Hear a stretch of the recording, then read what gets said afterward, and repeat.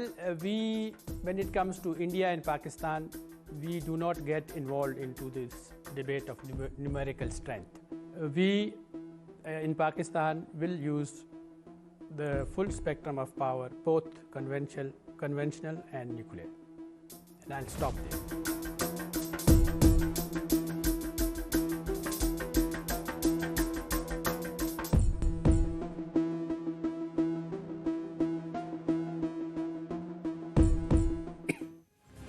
സിന്ധു നദീജല കരാറിൽ യുദ്ധമായി തന്നെ ഇന്ത്യയുടെ ഓരോ നടപടികളും കണക്കാക്കുമെന്ന് ഭീഷണിപ്പെടുത്തുന്ന പാകിസ്ഥാൻ.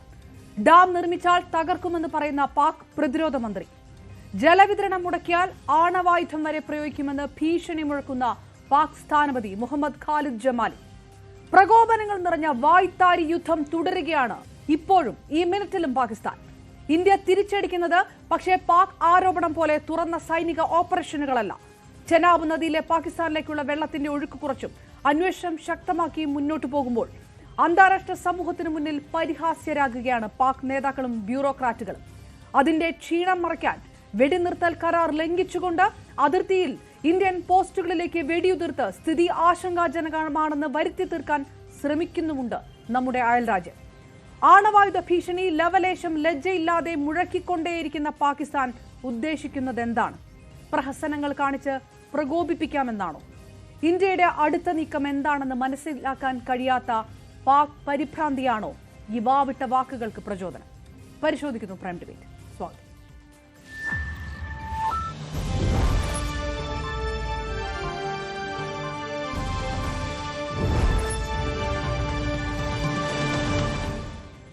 നമുക്കൊപ്പം പാനൽ ലിസ്റ്റിൽ ചേരുന്നു പ്രതിരോധ വിദഗ്ധൻ ശ്രീ കേണൽ ഡിന്നി, ചരിത്ര അധ്യാപകൻ എം ഷിനാസ്, വിദേശകാര്യ വിദഗ്ധൻ MS വേണുഗോപാൽ, ഒപ്പം BJP നേതാവ് P ശ്യാംരാജ്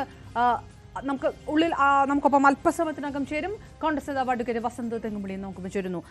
5 പേർക്കും പാനലിലേക്ക് സ്വാഗതം. ആദ്യം ശ്രീ കേണൽ ഡിന്നി, ഇപ്പോൾ പാകിസ്ഥാൻ റഷ്യയിലെ പാക് സ്ഥാനപതിയാണ് ഏറ്റവും അവസാനം ഈ ഭീഷണിയുമായി എത്തിയിരിക്കുന്നത്. മുഹമ്മദ് ഖാലിദ് ജമാലി പറയുന്നത് ഇന്ത്യ ഈ ജലവിതരണം മുടക്കിയാൽ ആണവായുധം പ്രയോഗിക്കാനും മടിക്കുകയില്ല എന്ന് പറയുന്നു. ഈ പെഹൽഗാം ആക്രമണത്തിന് ശേഷം ഇന്ത്യ ശക്തമായ തലത്തിലുള്ള നീക്കങ്ങൾ തുടങ്ങിയപ്പോൾ അന്ന് ബിലാവൽ ഭൂട്ടോ അടക്കം പറഞ്ഞത് ഇന്ത്യ ഏതെങ്കിലും തരത്തിലുള്ള സൈനിക നീക്കം നടത്തിയാൽ, ആക്രമണം നടത്തിയാൽ ഞങ്ങൾ ഇതാ പ്രയോഗിക്കും ന്യൂക്ലിയർ എന്നായിരുന്നു. അത് ഇന്ത്യയുടെ ഭാഗത്ത് സൈനിക നീക്കമല്ല നടത്തുന്നത്, അതിലും വലുതാണ്, അല്ലെങ്കിൽ പാകിസ്ഥാനെ അടിത്തറ ഇളക്കുന്ന കാര്യങ്ങളാണെന്ന് തിരിച്ചറിയുമ്പോൾ മറ്റൊരു വഴിയുമില്ലാതെ ഈ പ്രകോപനപരമായിട്ടുള്ള പ്രസ്താവനകൾ നടത്തിക്കൊണ്ടിരിക്കുന്നത് പാകിസ്ഥാൻ എന്ത് ഉദ്ദേശിച്ചായിരിക്കും? ഇതൊരു യുദ്ധം മുന്നിൽ കണ്ടുകൊണ്ടാണോ, അതോ തൽക്കാലം ഈ ഭീഷണിയിലൂടെ ഇന്ത്യയെ വരുതിയിൽ നിർത്താം എന്ന് കരുതിയിട്ടായിരിക്കുമോ? ഇത് 2-3 കാരണങ്ങളുണ്ട് മാഡം. ഇത് ഒന്ന്, ഈ പാകിസ്ഥാൻ എനിക്ക് തോന്നുന്നു ഈ ലോക രാജ്യങ്ങളിൽ ഏക രാജ്യമായിരിക്കും ഒരു ക്രൈസിസ് ഉണ്ടാവും. അത് ഫസ്റ്റ് ഓഫ് ഓൾ അവർ തന്നെ തുടങ്ങി വെച്ച ഒരു ക്രൈസിസിൽ അങ്ങനെ ഒരു ഇഷ്യൂ വരുമ്പം ആദ്യം പറയുന്ന കാര്യം ഞങ്ങൾ ന്യൂക്ലിയർ ബോംബ് പൊട്ടിക്കും എന്നുള്ളതാണ്. വേറെ പല രാജ്യങ്ങളും ന്യൂക്ലിയർ ആയിട്ടുള്ള രാജ്യങ്ങളുണ്ട്, അവിടെയൊക്കെ യുദ്ധങ്ങൾ നടക്കാറുണ്ട്. പക്ഷെ അവിടെ ആരും ഉത്തരവാദിത്തപ്പെട്ട അല്ലെങ്കിൽ ഉത്തരവാദിത്ത രാഷ്ട്രീയക്കാരായാലും ശരി, മറ്റുള്ളവരായാലും ശരി, ആരും ഒരു യുദ്ധത്തിലേക്ക് പോകുമ്പോൾ അല്ലെങ്കിൽ യുദ്ധത്തിലേക്ക് ഏർപ്പെട്ട് ഇരിക്കുമ്പോഴും ന്യൂക്ലിയർ എന്നുള്ള വാക്ക് പോലും പലരും പറയാറില്ല. അതാണ് അതിന്റെ വാസ്തവം. ഇപ്പോൾ റഷ്യ യുക്രൈൻ വാറിലായാലും ശരി, ഇസ്രായേൽ ആയാലും ശരി, അതുപോലെ തന്നെ ഇപ്പൊ നോർത്ത് കൊറിയ തന്നെ എത്ര പ്രാവശ്യമാണ് നോർത്ത് കൊറിയയുടെ ഭാഗത്ത് നിന്ന് ഞങ്ങൾ ന്യൂക്ലിയർ ഇത് ചെയ്യും എന്നുള്ള ഒരിക്കലുമല്ല. ഇറാന്റെ ഭാഗത്തായാലും ശരി. അപ്പൊ ഇതൊക്കെ ഉണ്ട്. ഇതൊരു ടോട്ടലി ഇറസ്പോൺസിബിൾ ആയിട്ടുള്ള ഒരു രാജ്യത്തിന്റെ ലക്ഷണമാണ് ഇത്. അത് ഇവർ തുടങ്ങിയത് ഇപ്പോഴൊന്നും അല്ല, അവർ പണ്ട് മുതലേ അങ്ങനെയാണ്. അതുകൊണ്ടാണല്ലോ ഇവർ ഈ ബോംബ് ഉണ്ടാക്കുന്ന സമയത്ത് അവർ പറഞ്ഞു ഞങ്ങൾക്ക് പുല്ല് തിന്നേണ്ടി വന്നാലും ഞങ്ങൾ ന്യൂക്ലിയർ ബോംബ് ഉണ്ടാക്കും എന്നുള്ള രീതിയിലേക്ക്. അപ്പൊ ആ ഒരു മാനസിക സ്ഥിതിയാണ് പാകിസ്ഥാന്റെ. അത് ഫസ്റ്റ് നമ്മൾ മനസ്സിലാക്കുക. രണ്ടാമത്, ഇപ്പൊ എന്താണ് ഇങ്ങനെ പറഞ്ഞുകൊണ്ടിരിക്കുന്നത്, അവർക്ക് നന്നായിട്ട് അറിയാം അവരുടെ ഭാഗത്തു നിന്ന് പാകിസ്ഥാൻ സൈന്യത്തിന്റെ ബാക്കിങ്ങിലൂടെ പെഹൽഗാമിൽ വന്ന് അറ്റാക്ക് അവർ ചെയ്തു, ഭീകരർ വന്ന് ചെയ്തു. അതിന് തീർച്ചയായിട്ടും ഇന്ത്യ തിരിച്ചടി കൊടുക്കും എന്നുള്ള നല്ല രീതിയിൽ അവർക്കറിയാം. ആ തിരിച്ചടി അവർക്ക് താങ്ങാൻ പറ്റാത്ത ഒരു അവസ്ഥയിലേക്ക് വരികയും അല്ലെങ്കിൽ അതിലൂടെ ഒരു എസ്കലേഷൻ നടന്നു കഴിഞ്ഞാൽ അവർക്ക് പിന്നെ പിടിച്ചു നിൽക്കാൻ പറ്റാത്ത ഒരു അവസ്ഥ ഇപ്പോൾ നിലവിലുണ്ട്. കാരണം അവരുടെ സാമ്പത്തിക നില അത്രയും മോശപ്പെട്ട ഒരു അവസ്ഥയിലാണ്. അതുകൊണ്ട് ഇങ്ങനെ ന്യൂക്ലിയർ ബോംബ് ഉണ്ട് എന്നൊക്കെ പറഞ്ഞു കഴിഞ്ഞാൽ ലോകരാജ്യങ്ങൾ വന്ന് ഇതിനകത്ത് ഇടപെട്ട് ഒരു ഒരു മീഡിയേഷന്റെ റോളിലേക്ക് ലോക രാജ്യങ്ങളെ കൊണ്ടുവരാനുള്ള ശ്രമമാണ്. അതൊരു തന്ത്രമാണ്.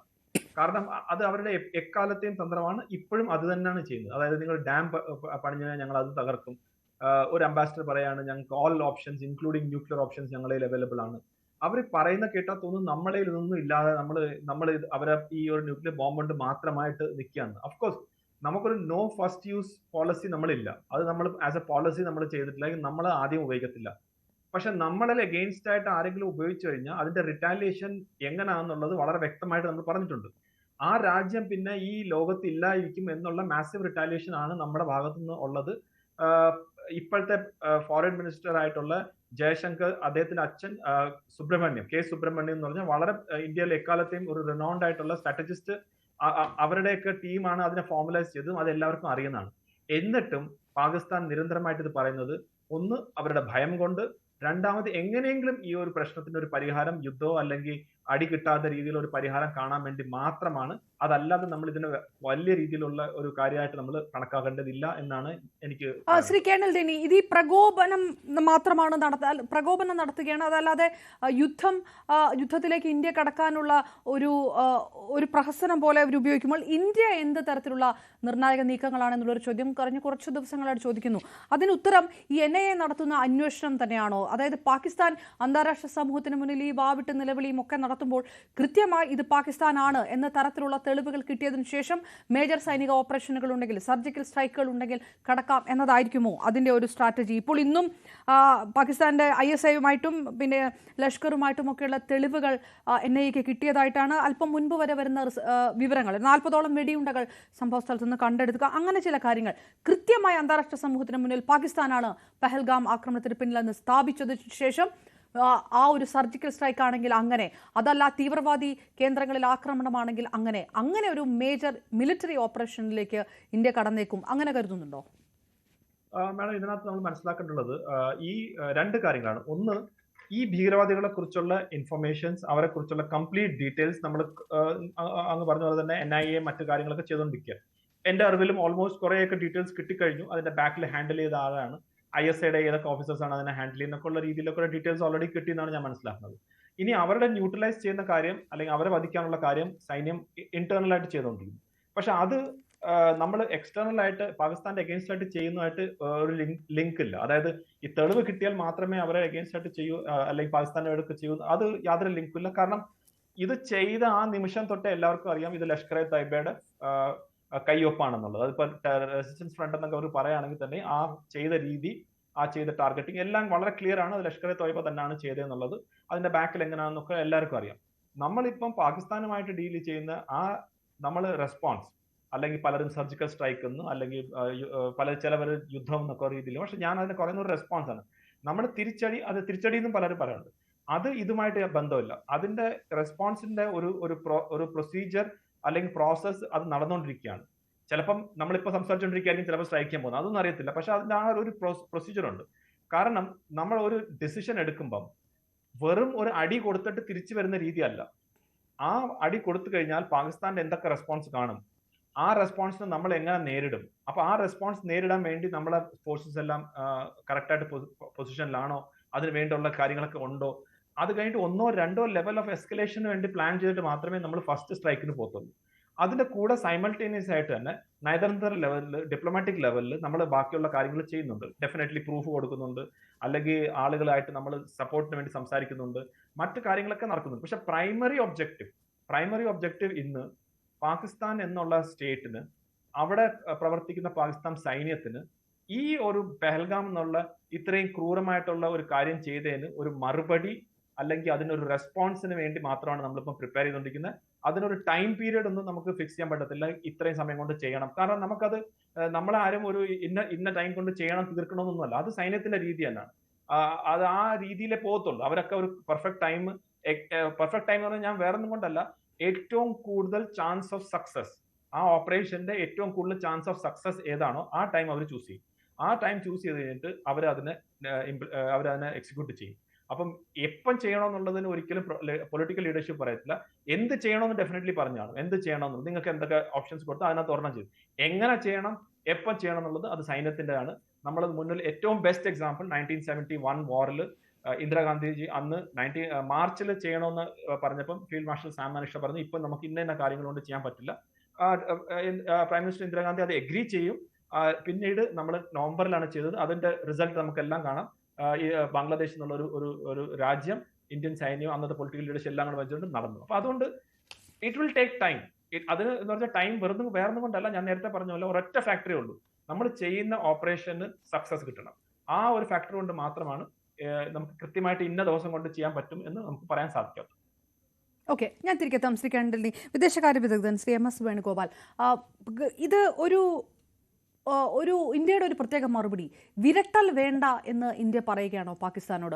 അതായത് നദീജല കരാറുകളുമായി ബന്ധപ്പെട്ടാണ് പാകിസ്ഥാനിൽ ഇത്ര വലിയൊരു അഗ്രസീവായിട്ടുള്ള റെസ്പോൺസുകൾ വരുന്നത്, സമരങ്ങൾ നടക്കുന്നത്, പാക് നേതാക്കന്മാരും ബ്യൂറോക്രാറ്റുകളും ഒക്കെ ഇത്തരത്തിലുള്ള ഭീഷണി നടത്തുന്നത്. അപ്പോൾ ഈ സ്ട്രാറ്റജി തന്നെ ഇനിയും ഞങ്ങൾ സ്വീകരിക്കും, കുറച്ച് ദിവസത്തേക്കും കൂടി മിലിറ്ററി ഓപ്പറേഷൻ അപ്പുറത്തേക്ക് ഇന്ത്യ ഫോക്കസ് ചെയ്യുന്നത് അതാണ് എന്നുള്ളൊരു വിരട്ടൽ ഇനി പാകിസ്ഥാൻ നടത്തണ്ട എന്നതുകൂടിയായിരിക്കുമോ? ഇൻഡസ്ട്രീറ്റ് കഴിഞ്ഞു, ഇപ്പോഴത്തെ ചെനാബ് നദിയിലെ വെള്ളമൊഴുക്ക് കുറയ്ക്കുകയും ചെയ്തിരിക്കുന്നു. അങ്ങനൊരു സന്ദേശം ഇന്ത്യ കൊടുക്കാൻ ആഗ്രഹിക്കുന്നുണ്ടോ? തീർച്ചയായിട്ടും. സാധാരണഗതിയിൽ അണുബോംബ് പൊട്ടിക്കും എന്നൊക്കെ പറയുമ്പോൾ ഇന്ത്യ ഒന്നുകൂടെ ഒന്ന് പരുങ്ങുമെന്നാണ് അവർ വിചാരിച്ചതെങ്കിൽ അതിന് ഓപ്പോസിറ്റായിട്ടുള്ള കാര്യങ്ങളാണ് നടന്നത്. ഇപ്പോൾ ചെനാബ് നദിയിലെ ഡാം ഏതാണ്ട് ക്ലോസ് ചെയ്തു. അപ്പോൾ അവരുദ്ദേശിച്ചത് എന്താണോ അതിന് വിപരീതമായിട്ട് സംഭവിച്ചുകൊണ്ടിരിക്കുകയാണ്. നമ്മുടെ പ്രധാനമന്ത്രി ഈ അറ്റാക്ക് കഴിഞ്ഞപ്പോൾ പറയുകയുണ്ടായി, പഹൽഗാം അറ്റാക്കിൽ ആരൊക്കെ പങ്കാളികളാണോ അവരെ പിടികൂടുന്നത് മാത്രമല്ല ഇതിൻ്റെ ടെററിസത്തിൻ്റെ വേരറക്കാനുള്ള നടപടി കൂടി എടുക്കും എന്നുള്ളത്. അപ്പോൾ പാകിസ്ഥാൻ മുമ്പ് പ്രതീക്ഷിച്ചത് ഒരു ഡബിൾ ബാലക്കോട്ടാണ്, അല്ലെങ്കിൽ രണ്ടോ മൂന്നോ എയർ സ്ട്രൈക്ക് അറ്റാക്കുകൾ കൊണ്ട് ഇത് അവസാനിക്കും. അപ്പോൾ അതിന് എന്തെങ്കിലും നമുക്ക് തിരിച്ചടിച്ചിടാനായിട്ട് ഏതെങ്കിലും ഫ്ലൈറ്റിനെ അടിച്ചിടുക, ഇതൊക്കെ കുറഞ്ഞ ലെവലിലുള്ള ഒരു കൺസെപ്റ്റിലാണ് അവരത് പോയത്. പക്ഷേ ഇന്ത്യ ഇത്ര ഗൗരവതരമായിട്ട് ഈ ഒരു രീതി സ്വീകരിക്കുമെന്ന് അവർ ഒരിക്കലും പ്രതീക്ഷിച്ചില്ല.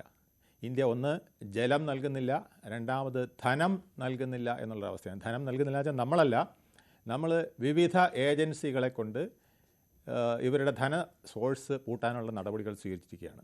അതിൽ പ്രധാനമായിട്ട് ഫിനാൻഷ്യൽ ആക്ഷൻ ടാസ്ക് ഫോഴ്സ് എന്ന് പറയുന്ന അന്തർദേശീയ ഏജൻസിയെ കൊണ്ട് നമ്മുടെ ഇവരെ വീണ്ടും ഗ്രേ ലിസ്റ്റിലേക്ക് ഉൾപ്പെടുത്താനായിട്ടുള്ള ശ്രമം നടക്കുകയാണ്. അതുപോലെ IMF ആയാലും വേൾഡ് ബാങ്ക് ആയാലും ഈ ഗ്രേ ലിസ്റ്റിൽ ഇവർ വരണം, ഇവരുടെ ഫണ്ടിങ് മൊത്തം ഇവർ ടെററിസത്തിനാണ് ഉപയോഗിക്കുന്നത് എന്ന് തെളിവാക്കിക്കൊണ്ട് നമ്മൾ മുന്നോട്ട് പോവുകയാണ്. ഇതവരെ വല്ലാതെ വലയ്ക്കുന്നുണ്ട്. സാമ്പത്തിക പ്രതിസന്ധിയിൽ രൂക്ഷമായി നിൽക്കുന്ന ഈ രാജ്യം ഈ കഴിഞ്ഞ നാളുകളിലാണ് 24-ന്റെ അവസാനം കണ്ടാണ് അവർ ആ ഗ്രേ ലിസ്റ്റിൽ നിന്ന്, അതായത് കരിമ്പട്ടികയിൽ നിന്ന് അവർ ഒഴിവായത്. എങ്കിലേ അവർക്ക് IMFൻ്റെ ആയാലും വേൾഡ് ബാങ്കിൻ്റെ ആയാലും സാമ്പത്തികം പോലും കിട്ടുള്ളൂ. അപ്പോൾ സമ്പത്തില്ലാതെ അവിടെ നിൽക്കാൻ കഴിയില്ല. പാകിസ്ഥാനിലെ ആർമി ആയാലും പൊളിറ്റീഷ്യനായാലും ഒരു ലൂട്ടിംഗ് രീതിയാണ് അവിടെ കൈകാര്യം ചെയ്തു വരുന്നത്. അതായത് നാട്ടിൽ നിന്ന് പണം അടിച്ചു മാറ്റുക, എന്നിട്ട് അത് വിദേശത്ത് കൊണ്ടുപോയി വയ്ക്കുക, എന്നിട്ട് സൗകര്യം വരുമ്പം നാട് വിട്ടു പോവുക എന്നുള്ള ഒരു രീതിയാണ് പലപ്പോഴും പാകിസ്ഥാനിലെ ആർമി ഓഫീസർമാർ ചെയ്തു വരുന്നത്. അപ്പോൾ അതിന് കടക്കൽ കത്തിവെക്കുന്ന വിധത്തിലാണ് ഒരു പ്രതിസന്ധി ഇപ്പോൾ അവർക്ക് വന്നിരിക്കുന്നത്. അപ്പോൾ ജലം മാത്രമല്ല, ധനവും വരുന്നു. ഇതിന് പുറമെ അവരുടെ ആന്തരികമായ ഒരുപാട് പ്രശ്നങ്ങൾ. ഇപ്പോൾ ബലൂചിസ്ഥാനിൽ നടക്കുന്ന ബലൂചിസ്ഥാൻ ലിബറേഷൻ ആർമിയുടെ അറ്റാക്ക് അതവരെ ഞെട്ടിച്ചു കഴിഞ്ഞിരിക്കുകയാണ്. കാരണം അവരിത്രയും പ്രതീക്ഷിച്ചില്ല. ഇത്ര പെട്ടെന്ന് ലിബറേഷൻ ആർമി കേന്ദ്രങ്ങൾ പിടിച്ചടക്കാനും അതുപോലെ തന്നെ സർക്കാർ ഓഫീസുകൾ പിടിച്ചടക്കാനും ഒക്കെ കഴിയുമെന്നും അതവർ കത്വ എന്ന് പറഞ്ഞ നഗരം ഏതാണ്ട് അവരുടെ കയ്യിലായി കഴിഞ്ഞ രീതിയിലാണ് അവർ ഇപ്പോൾ മുന്നോട്ട് പോകുന്നത്. അപ്പോൾ ഇതൊക്കെ പാകിസ്ഥാൻ പ്രതീക്ഷിക്കാത്ത ചില കാര്യങ്ങൾ. അതിനേക്കാൾ പാകിസ്ഥാൻ ഇപ്പോൾ പ്രശ്നം വന്നത് അവരോടൊപ്പം നിന്ന തുർക്കിയും അതുപോലെ തന്നെ ഇറാനും പറഞ്ഞു കഴിഞ്ഞു, നമ്മുടെ ഈ ടെറിട്ടറിയിലൊരു പ്രശ്നമുണ്ടാകാതെ ഇൻറ്റഗ്രിറ്റി ോടുകൂടി നമുക്ക് നിൽക്കാൻ കഴിയണം. അതുപോലെ തന്നെ സൗദി അറേബ്യ, UAE, ഖത്തർ ഒക്കെ പറഞ്ഞു കഴിഞ്ഞു എക്കണോമിക് ട്രേഡിൽ അവർ സ്വയം വിലയിരുത്തി എക്കണോമിക് ട്രേഡ് നടക്കണമെങ്കിൽ, എക്കണോമിക് പ്രോഗ്രസ് ഉണ്ടാവണമെങ്കിൽ ഇന്ത്യയുമായിട്ടുള്ള ബന്ധം നിലനിൽക്കണം. അപ്പോൾ അതുകൊണ്ട് പാകിസ്ഥാനോട് നിങ്ങൾ ചെയ്തത് തെറ്റാണ് എന്നവർ പറയുന്ന രീതിയിലേക്ക് വന്നു കഴിഞ്ഞിരിക്കുന്നു. ഇന്ന് നമ്മുടെ വിദേശകാര്യ മന്ത്രി ശ്രീ ജയശങ്കർ യൂറോപ്യൻ രാഷ്ട്രങ്ങളോട് പറഞ്ഞത്, നിങ്ങൾ ഞങ്ങളെ ഉപദേശിക്കാൻ വരണ്ട, പാർട്ട്ണറാകാൻ താല്പര്യമുണ്ടെങ്കിൽ മാത്രം വന്നാൽ മതിയെന്ന്. ഇത് ഇന്ത്യയിലെ ഒരു നേതാവും ഇതിനു മുമ്പ് അല്ലെങ്കിൽ ഒരു വിദേശകാര്യമന്ത്രിയോ അല്ലെങ്കിൽ പ്രധാനമന്ത്രിയോ ഒരു യൂറോപ്യൻ രാഷ്ട്രങ്ങളോട് ഇത്തരത്തിൽ സംസാരിച്ചിട്ടില്ല. അത്രയ്ക്ക് ബോൾഡായിട്ടുള്ള സ്റ്റെപ്പാണ് നമ്മൾ എടുത്തുകൊണ്ടിരിക്കുന്നത്. പാകിസ്ഥാൻ ഒരു കാരണവശാലും പ്രതീക്ഷിച്ചില്ല നമ്മൾ ഇത്തരത്തിലൊരു വലിയ വളഞ്ഞു കെട്ടിയുള്ള ഒരു ആക്രമണത്തിന് മുന്നോട്ട് നീങ്ങുമെന്ന്. അതായത് കരയും വ്യോമസേനയും അതുപോലെ തന്നെ നാവികസേനയും ഒപ്പം നിൽക്കുന്നു. കറാച്ചി പിടിച്ചടക്കുമോ, കറാച്ചി തുറമുഖം പോലും പിടിച്ചടക്കുമോ എന്ന് ഭയത്തിലാണ് അവർ നിൽക്കുന്നത്. ആ വിധത്തിലാണ് നമ്മുടെ കപ്പൽപ്പടകൾ നീങ്ങിക്കൊണ്ടിരിക്കുന്നത്. അതുപോലെ തന്നെ പോർട്ടുകൾ, അവർക്ക് നമ്മുടെ പോർട്ടുകൾ ഒരിടത്തും ബന്ധപ്പെടാൻ കഴിയാത്തതും അവരുടെ ചരക്ക് ഗതാഗതം നടത്താൻ കഴിയാത്തതും ഒക്കെ അവർക്ക് വലിയ പ്രതിസന്ധിയായിട്ടുണ്ട്. അതുപോലെ തന്നെ അവരുടെ എയർ സ്പേസ് ഇപ്പം ഇന്ത്യക്ക് വേണ്ടി തടസ്സം വന്നപ്പം പല രാഷ്ട്രങ്ങളും ഇപ്പോൾ എയർ സ്പേസ് ഉപയോഗിക്കുന്നില്ല. അപ്പോൾ അതുവഴി അവർക്ക് വരുന്ന ലോസ് എന്ന് പറഞ്ഞാൽ ദൈനംദിനമായി വരുന്ന ലോസ് എന്ന് പറയുന്നത് കോടികളായി മാറിയിരിക്കുകയാണ്. അപ്പോൾ കടക്കിണിയിൽ നിൽക്കുന്ന ഒരു രാഷ്ട്രം വളരെ വലിയ കടക്കിണിയിലേക്ക് പോയിക്കൊണ്ടിരിക്കുന്നു. ഈ വീമ്പളക്കുന്ന രാഷ്ട്രത്തിന് ഒരാഴ്ച തികച്ച് പിടിച്ചിരിക്കാൻ പറ്റുമോ എന്നുള്ള അവസ്ഥയാണ്. ഏറിയാൽ 10 ദിവസം, 4 ദിവസം എന്നൊക്കെ പറയുന്നെങ്കിലും ഏറിയാൽ 10 ദിവസത്തിനപ്പുറം പാകിസ്ഥാന് ഇന്ത്യയുമായി ഒരു വലിയ യുദ്ധമുണ്ടായാൽ പോലും പിടിച്ചു നിൽക്കാൻ പറ്റില്ല. ആ വിധത്തിലാണ് അവരുടെ അതിന്റെ കണക്കൂടെ ഞാൻ ഒന്ന് കേണൽ ഡെന്നിയിലേക്ക് ഒന്നുകൂടെ പോകുന്നത് മറ്റുള്ളവർക്ക് വരാം, കാരണം ശ്രീ കേണൽ ഡെന്നി ഇപ്പം തന്നെ നമുക്ക് പോകും. അതുകൊണ്ടാണ് ശ്രീ കേണൽ ഡെന്നി ഞാൻ ആ സൈന്യത്തിന്റെ ഒരു വിന്യാസം ചോദിക്കുന്നതാണ്. അതായത് പാകിസ്ഥാനെ സംബന്ധിച്ചിടത്തോളം ഇന്ത്യയുടെ വ്യോമസേന അല്ലെങ്കിൽ ഇന്ത്യയുടെ നാവികസേന ഒട്ടും മാച്ചബിൾ പോലും അല്ല. പാകിസ്ഥാനെ ആ തരത്തിൽ താഴെയാണ് പാകിസ്ഥാൻ. പഴയ ഇന്ത്യയുമല്ല. റഫേൽ, സുഖോയ്, മിറാഷ്, ഇത് ഈ തരത്തിൽ വായുസേന കരുത്ത് സജ്ജീകരിച്ചിരിക്കുമ്പോൾ അത് തന്നെ നാവികസേനയെ സംബന്ധിച്ചിടത്തോളം ഉണ്ട്.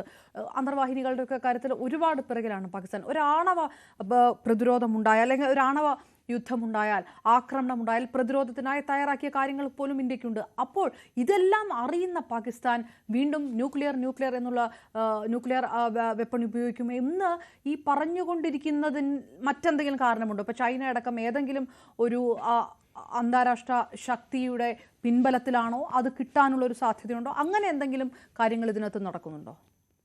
ഇല്ല, അങ്ങനെ ഇന്റർനാഷണൽ ആയിട്ട് നേരത്തെ ശ്രീ വേണുഗോപാൽ പറഞ്ഞല്ലോ, അങ്ങനെ വേറൊരു രാജ്യമൊന്നും പാകിസ്ഥാനെ സപ്പോർട്ട് ചെയ്യുന്നില്ല. ഇതുവരെ ആകെ ചെയ്ത 2 സ്റ്റേറ്റ്മെന്റ്സ്, ഒന്ന് ചൈനീസ് സ്റ്റേറ്റ്മെന്റും ഒന്ന് ടർക്കി അവരുടെ സ്റ്റേറ്റ്മെന്റ് ആണ്. ഈ 2 സ്റ്റേറ്റ്മെന്റിലും ഏകദേശം എന്തെങ്കിലും നമ്മളെ അഗേൻസ്റ്റ് ആയിട്ട്, ഇന്ത്യക്ക് അഗേൻസ്റ്റ് ആയിട്ട് വലിയ രീതിയിലോ ഒന്നും വന്നിട്ടില്ല. സ്റ്റാൻഡേർഡ് ആയിട്ടുള്ള ഒരു സ്റ്റേറ്റ്മെന്റ് ആണ്. അതായത് സമാധാനം വേണം, ഞങ്ങൾ പാകിസ്ഥാന്റെ പ്രത്യേകിച്ച് ചൈന പറഞ്ഞ ഞങ്ങളുടെ ആയിട്ട് വളരെ ക്ലോസ് ആയിട്ടുള്ള റിലേഷൻ ഉണ്ട്, ഈ ഏരിയയിൽ സമാധാനം വേണം, ജോയിന്റ് ആയിട്ട് നിങ്ങൾ ഇൻവെസ്റ്റിഗേഷൻ ചെയ്യണമെങ്കിൽ അത് ചെയ്യണം എന്ന് മാത്രമേ പറഞ്ഞിട്ടുള്ളൂ. അല്ലാതെ നമ്മൾ ഇവിടെ ആയുധം കൊടുക്കുന്നു അങ്ങനത്തെ യാതൊരു രീതിയിൽ ടർക്കിയും പറഞ്ഞിട്ടില്ല, അതുപോലെ തന്നെ ചൈനയും പറഞ്ഞിട്ടില്ല. അപ്പം ഇന്റർനാഷണൽ ആയിട്ട് വേദിയിലൊന്നും പാകിസ്ഥാൻ ഒരു സപ്പോർട്ടും ഇല്ല എന്നുള്ളത് നന്നായിട്ട് അറിയാം. ഇത് വളരെ കൃത്യമായിട്ട് നമ്മൾ മനസ്സിലാക്കേണ്ട ഇതിന്റെ പ്ലാൻ എന്തായിരുന്നു. ഇതിന്റെ പ്ലാൻ ജനറൽ അസീം മുനീർ എന്നുള്ള പാകിസ്ഥാൻ ചീഫിന് അവിടെ പ്രസക്തി ഉണ്ടാക്കുകയും അദ്ദേഹത്തിന്റെ സൈന്യത്തിന് വീണ്ടും സൊസൈറ്റിയിൽ ഒരു പേരും ഒരു പ്രസക്തി ഉണ്ടാക്കാൻ വേണ്ടിയുള്ള ഒരു നടപടിയാണ്. ഇന്ന് മേജർ ആദിൽ എന്ന് പറഞ്ഞിട്ട് ഒരു പാകിസ്ഥാനി ഓഫീസർ ഉണ്ട്, അതായത് റിട്ടയർ ആയ ഓഫീസറാണ്. അപ്പോൾ ആ ഓഫീസർ ഇവിടെ ഒന്നും അല്ല, കാനഡയിലാണ് താമസിക്കുന്നത്. അപ്പൊ ആ ഓഫീസർ പോലും പാകിസ്ഥാൻ ആർമിയെ കുറിച്ച് അത് പറഞ്ഞ് വളരെ വ്യക്തമായിട്ട് പറഞ്ഞ്, പാകിസ്ഥാൻ ആർമിയിലുള്ളിൽ ഈവൻ ISIക്കുള്ളിൽ പോലും പലരും പറഞ്ഞ് ഇത് ചെയ്യരുത്, ഇപ്പം ഇത് ചെയ്തു കഴിഞ്ഞാൽ നമുക്ക് രാജ്യത്തിന് ഭയങ്കര ദോഷം വരും എന്നുള്ള രീതിയിലുള്ള ഒരു ഡിസ്കഷൻ നടന്നിരുന്നു. പക്ഷെ എന്നാലും ജനറൽ അസീം മുനീർ അത് ചെയ്തു. കാരണം വളരെ ക്ലിയർ ആണ്, ഒരു കാരണവശാലും അവർക്ക് അവിടെ പിടിച്ചു നിൽക്കാൻ പറ്റാത്ത ഒരു അവസ്ഥയാണ്. ബലൂചിസ്ഥാനിൽ അവർക്ക് നല്ല രീതിയിൽ തിരിച്ചടി കിട്ടുന്നുണ്ട്, ബാക്കിയുള്ള ഏരിയയിൽ തെഹ്രീക്ക് താലിബാൻ പാകിസ്ഥാനിൽ നിന്ന് തിരിച്ചടി കിട്ടുന്നുണ്ട്, സാമ്പത്തിക നില വളരെ താഴ്ന്നു നിൽക്കുകയാണ്. ഇങ്ങനെ ഒരു സമയത്ത് പാകിസ്ഥാൻ ആർമി ഒന്നുമില്ലാതാവുന്നതിന് ഒരു സിറ്റുവേഷൻ വന്നപ്പോഴാണ് ഈ അസീം മുനീർ സ്വന്തം നിലനിൽപ്പിനും പാകിസ്ഥാൻ ആർമിയുടെ നിലനിൽപ്പിനും ഇത് ചെയ്തത്. ഇത് ചെയ്തു കഴിഞ്ഞപ്പോൾ ഇനി ഇതിനൊരു അവർക്ക് വലിയ രീതിയിലുള്ള, നേരത്തെ മാഡം പറഞ്ഞ പോലെ തന്നെ ഒരു കമ്പാരിസൺ ഇല്ല. ഇന്ത്യൻ ആർമിയും പാകിസ്ഥാൻ ആർമിയും അതായത് ഫോഴ്സ് വെച്ച് ഏകദേശം നമ്മുടെ ഇരട്ടിയോളമാണ്. ഞാൻ അവരെ തീരെ കൊച്ചാക്കിയോ അല്ലെങ്കിൽ ഞാൻ അവരെ എഴുതി തള്ളുകയല്ല, അവർക്ക് അവരുടേതായിട്ടുള്ള കാപ്പബിലിറ്റി ഉണ്ട്. പക്ഷെ ഇന്ത്യയെ സംബന്ധിച്ചുള്ള നമുക്ക് ഹാൻഡിൽ ചെയ്യാൻ പറ്റുന്ന ധാരാളം കാര്യങ്ങളുണ്ട്. അപ്പൊ അതുകൊണ്ട് അവർക്കും അറിയാം അവർക്ക് മാച്ച് ചെയ്യാൻ പറ്റത്തില്ല. അതിന്റെ ഒരു മെയിൻ കാരണം സാമ്പത്തികമായിട്ടുള്ള പ്രതിസന്ധിയാണ്. ഇന്നത്തെ അവസ്ഥ വെച്ചിട്ട് അവർക്ക് വളരെ കൂടുതൽ ദിവസം ഒന്നും നിൽക്കാൻ പറ്റത്തില്ല. അപ്പൊ എങ്ങനെയെങ്കിലും ഇത് അവോയ്ഡ് ചെയ്യണം. അത് അവോയ്ഡ് ചെയ്യാനുള്ള ഏറ്റവും ബെസ്റ്റ് ഓപ്ഷൻ ആണ് മീഡിയേഷൻ. ഇന്റർനാഷണൽ മീഡിയേഷൻ എങ്ങനെയെങ്കിലും കൊണ്ടുവരണം. ഇന്റർനാഷണൽ മീഡിയേഷൻ വരണമെങ്കിൽ ന്യൂക്ലിയർ വെപ്പൺ ഞങ്ങൾ ഉപയോഗിക്കാൻ പോകുന്നു എന്ന് പറഞ്ഞാൽ മാത്രമേ നടക്കത്തുള്ളൂ. അപ്പൊ ആ രീതിയിലുകൊണ്ടാണ് ഇവർ നിരന്തരമായിട്ട് ഇങ്ങനെ ഞങ്ങളിൽ ഇതുകൊണ്ട് ഞങ്ങൾ യുദ്ധം ചെയ്യും, അത് ചെയ്യും, ഇത് ചെയ്യും എന്നുള്ള രീതിയിലേക്കുള്ള ഒരു സംസാരവും ഒരു ആ സ്റ്റേറ്റ്മെന്റ്സ് ഒക്കെ വരുന്നത്. അത് അവർ ചെയ്ത കാര്യത്തിനെ മറയ്ക്കാനും ഇനി വലിയ രീതിയിലൊരു തിരിച്ചടി കിട്ടാതിരിക്കാനും വേണ്ടിയുള്ള പാകിസ്ഥാൻ ആർമിയുടെ ഒരു തന്ത്രത്തിന്റെ ഭാഗമായിട്ടാണ് ഈ രാഷ്ട്രീയക്കാരും മറ്റുള്ള എല്ലാവരും ഈ ഒരു ലൈൻ അവരെടുക്കുന്നത്. അതല്ലാതെ വേറെ ഒരു കാരണവും ഞാൻ കാണുന്നില്ല. ഓക്കെ, തീർച്ചയായും. ശ്രീ ഷിനാസ്, ചരിത്ര അധ്യാപകനുടെ ശ്രീ ഷിനാസ്, ആണവായുധം പ്രയോഗിക്കും എന്ന് പാകിസ്ഥാൻ ഭീഷണി നടത്തിക്കൊണ്ടിരിക്കുന്നു. ഇതുവരെ ഉണ്ടായിട്ടുള്ള ആക്രമണങ്ങളുടെ ഒരു ചരിത്രം പരിശോധിക്കുമ്പോൾ ഇങ്ങനെ പാകിസ്ഥാൻ സ്വീകരിക്കുന്ന നിലപാട് അന്താരാഷ്ട്ര സമൂഹത്തിൽ അത് ഇന്ത്യക്ക് ഗുണകരമായിട്ടുള്ള കാര്യമല്ലേ വരിക? ഈ ഭീഷണി അന്താരാഷ്ട്ര സമൂഹത്തിന് മുന്നിൽ ഇന്ത്യക്ക് ചൂണ്ടിക്കാണിക്കാം. ഇത്തരത്തിലൊരു പ്രകോപനമാണ് നടത്തുന്നത് പറയാം, ഇന്ത്യ നടത്തുന്ന ഒരു സ്ട്രാറ്റജിക് മൂവ് ആണ് എന്ന് പറയാം. അതിനുശേഷം ഇന്ത്യ ഒരു സൈനിക ഓപ്പറേഷനിലേക്ക് കടക്കുകയാണെങ്കിലും ഇന്ത്യക്ക് വലിയ തരത്തിലുള്ള എതിർപ്പുകൾ ലോകരാഷ്ട്രങ്ങളുടെ ഭാഗത്ത് ഉണ്ടാകുകയില്ല എന്നുകൂടിയാണോ? ഏറ്റവും ഒടുവിൽ ആണവായുധ ഭീഷണി മുഴക്കിയിരിക്കുന്നത് റഷ്യയിലെ പാകിസ്ഥാൻ അംബാസിഡറായിട്ടുള്ള മുഹമ്മദ് ഖാലിദ് ജമാലി. അദ്ദേഹം ആർട്ടി റഷ്യ എന്ന മാധ്യമത്തിന് കൊടുത്ത ഇന്റർവ്യൂവിൽ പറഞ്ഞിരിക്കുന്നത് we will use all spectrum of power, ശക്തിയുടെ എല്ലാ വർണ്ണ രാജ്യങ്ങളും, അതായത് ആണവ ആയുധങ്ങളും ആണവേതര ആയുധങ്ങളും ഒക്കെ ഞങ്ങൾ ഉപയോഗിക്കും എന്നാണ്. അതായത് ഈ സിന്ധു ഇൻഡസ് വാട്ടർ ട്രീറ്റിയിൽ അണക്കെട്ട് കെട്ടുകയോ ജലം സംഭരിക്കുകയോ വഴിതിരിച്ചു വിടുകയോ ഒക്കെ ചെയ്താൽ ഞങ്ങൾ ആണവായുധം പ്രയോഗിക്കും. പ്രതിരോധ മന്ത്രി പറഞ്ഞു അവിടെ അണക്കെട്ട് കെട്ടിയാൽ ഞങ്ങൾ അത് ബോംബിട്ട് തകർക്കും. അങ്ങനെ ഈ ആണവായുധ ഭീഷണി നാഴികക്ക് 40 വട്ടം പേർത്തും ഇവർ ഭീഷണി മുഴക്കിക്കൊണ്ടിരിക്കുക. അപ്പോൾ എനിക്ക് ഓർമ്മ വന്ന ഒരു കാര്യം, 2023 ജനുവരി മാസത്തിലാണ് 2016-2020 കാലഘട്ടത്തിൽ ആദ്യ ട്രംപ് അഡ്മിനിസ്ട്രേഷനിൽ 2017-18 കാലത്ത് CIA ഡയറക്ടറായും 18 മുതൽ വിദേശകാര്യ സെക്രട്ടറിയുമായി പ്രവർത്തിച്ച മൈക്ക് പോംപിയോ എഴുതിയൊരു ഓർമ്മക്കുറിപ്പുണ്ട്. അതിന്റെ തലക്കെട്ട് never give an inch fighting for the America I love. 1 inch വിട്ടുകൊടുക്കരുത്, ഞാൻ സ്നേഹിക്കുന്ന അമേരിക്കക്ക് വേണ്ടിയുള്ള പോരാട്ടം എന്ന് വേണമെങ്കിൽ മലയാളത്തിൽ പറയാം. അതിൽ പല കാര്യങ്ങളും അദ്ദേഹം സൗദി അമേരിക്ക ബന്ധം, ഇറാൻ, നോർത്ത് കൊറിയ എല്ലാ കാര്യങ്ങളും പറയുന്നുണ്ട്. പക്ഷെ കൂട്ടത്തിൽ അദ്ദേഹം എഴുതുന്ന ഒരു കാര്യം ശ്രദ്ധേയമാണ്. പുൽവാമ ആക്രമണം പാകിസ്ഥാൻ ലഷ്കർ ജെയ്ഷെ മുഹമ്മദ് നടത്തുന്നത് 2019 ഫെബ്രുവരി 14 അതിന് മറുപടിയായി ബാലക്കോട്ടിലെ ജെയ്ഷെ മുഹമ്മദിന്റെ തീവ്രവാദ പരിശീലന കേന്ദ്രം ഇന്ത്യൻ വ്യോമസേന തകർക്കുന്നത് 2019 ഫെബ്രുവരി 26 അപ്പോൾ 2019 ഫെബ്രുവരി 27-28 മൈക്ക് പോംപിയോ, അതുപോലെ അമേരിക്കയുടെ ദേശീയ സുരക്ഷാ ഉപദേഷ്ടാവായിട്ടുള്ള ജോൺ ബോൾട്ടൺ, ഇവരൊക്കെ വിയറ്റ്നാമിലെ ഹാനോയിൽ എത്തിയതായിരുന്നു നോർത്ത് കൊറിയയുമായിട്ടുള്ള ആണവ നിരായുധീകരണ ഉച്ചകോടിക്ക് വേണ്ടി. അപ്പോൾ രാത്രി ഏതാണ്ട് അർദ്ധരാത്രി ഇന്ത്യയിൽ നിന്ന് അദ്ദേഹം എഴുതുന്നത് ഇന്ത്യയിൽ തന്റെ കൗണ്ടർ പാർട്ടായ, തന്റെ അതേ സ്ഥാനം വഹിക്കുന്ന ഇന്ത്യയിലെ ഒരു പ്രമുഖ എന്ന് വേണമെങ്കിൽ പറയാം, കാരണം തന്റെ അതേ സ്ഥാനം വഹിക്കുന്ന വിദേശകാര്യ മന്ത്രിയായിരുന്നു സുഷമ സ്വരാജ് അന്തരിക്കുന്നത് 2019 ഓഗസ്റ്റിലാണ്. അപ്പോൾ 2019 ഫെബ്രുവരി ബാലക്കോട് ആക്രമണത്തിന് കഴിഞ്ഞ് ഏതാനും മണിക്കൂർ, ഒരു ദിവസം പിന്നിടുന്നതിന് മുമ്പ് തന്നെ അർദ്ധരാത്രി മൈക്ക് പോംപിയെ വിളിച്ച് സുഷമ സ്വരാജ് പറയുന്നു പാകിസ്ഥാൻ ഒരു ആണവ പ്രതികരണത്തിന്, ആണവാക്രമണത്തിന് കോപ്പ് കൂട്ടുന്നു എന്ന വിശ്വസനീയമായ വിവരം ലഭിച്ചിട്ടുണ്ട്, എന്തെങ്കിലും ചെയ്യണം. അപ്പോൾ അർദ്ധരാത്രി തന്നെ മൈക്ക് പോംപിയോ ഉണരുന്നു, ജോൺ ബോൾട്ടനെ ബന്ധപ്പെടുന്നു. അപ്പോൾ തന്നെ മൈക്ക് പോംപിയോ പാകിസ്ഥാന്റെ സൈനിക മേധാവിയായ മൈക്ക് പോംപിയോ പാകിസ്ഥാനെ നയിക്കുന്ന യഥാർത്ഥ തലവൻ, ലീഡറിനെ ഞാൻ വിളിച്ചു. അത് യഥാർത്ഥ തലവൻ എന്ന് പറഞ്ഞാൽ പാക് സൈന്യത്തിന്റെ മേധാവി ഖമർ ജാവേദ് ബജ്വ. അന്ന് ഖമർ ജാവേദ് ബജ്വയാണ്, ഇന്നത്തെ അസീം മുനീറാണെങ്കിൽ. ബജ്വയെ വിളിച്ചു, ബജ്വയോട് ചോദിച്ചു നിങ്ങൾ ആണവാക്രമണത്തിന് കോപ്പ് കൂട്ടുന്നുണ്ടോ? ബജ്വ പറഞ്ഞു ഞങ്ങൾ അതൊന്നും ചെയ്യുന്നില്ല, അത് ഇന്ത്യ വെറുതെ പറയുന്നതാണ്. അങ്ങനെയാണെങ്കിൽ ഒരിക്കലും ചെയ്യാൻ പാടില്ല. വാജ്പേയിയോട് പറഞ്ഞു ഇന്ത്യ ആണവാക്രമണം നടത്തില്ല എന്ന ഉറപ്പ് നൽകിയിട്ടുണ്ട്. അങ്ങനെയാണ് ആ കാര്യം ഡീഎസ്കലേറ്റ് ചെയ്യുന്നത്. അപ്പോ ഇതിൽ നമ്മൾ മനസ്സിലാക്കേണ്ടത് പാകിസ്ഥാൻ ഈ ആണവാക്രമണ ഭീഷണി മുഴക്കുമ്പോൾ അന്നത്തെ പോലെ വീണ്ടും അമേരിക്ക രംഗത്തിറങ്ങും.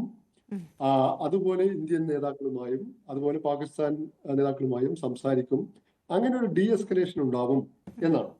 പക്ഷേ ഇവിടെ നമ്മൾ ഇന്നത്തെ ഇംഗ്ലീഷ് പത്രങ്ങളിൽ പോലും നമ്മൾ കണ്ട വാർത്ത, ഈ ഭീകരവാദികൾ ഒരാഴ്ച മുമ്പെങ്കിലും ഈ പഹൽഗാമിൽ ബൈസരൺ താഴ്വരയിൽ എത്തിയിരുന്നു. അവരെ ടൂറിസ്റ്റുകളുമായി മിങ്കിൾ ചെയ്തിരുന്നു ചില ഭീകരവാദികൾ.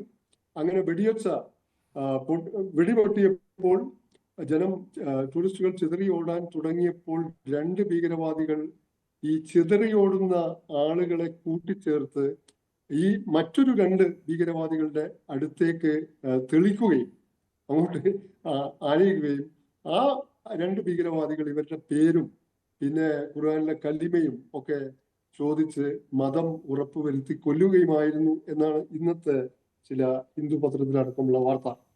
അപ്പോൾ പാകിസ്ഥാൻ ഉറപ്പാണ് ഇത് 2008 മുംബൈയിൽ നടന്ന 170ഓളം പേരെ വധിച്ച ആ ഭീകരാക്രമണം പോലെ സിവിലിയന്മാർക്ക് നേരെ നടന്നു.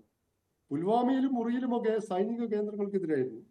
അപ്പോൾ സർജിക്കൽ സ്ട്രൈക്കും അതുപോലെ തന്നെ ബാലക്കോട്ട് ആക്രമണവും ഒക്കെ നടത്തി. പക്ഷെ പുൽവാമയിൽ പഹൽഗാമിൽ നടന്നത് സിവിലിയന്മാർക്കെതിരെ, ടൂറിസ്റ്റുകൾക്കെതിരെ.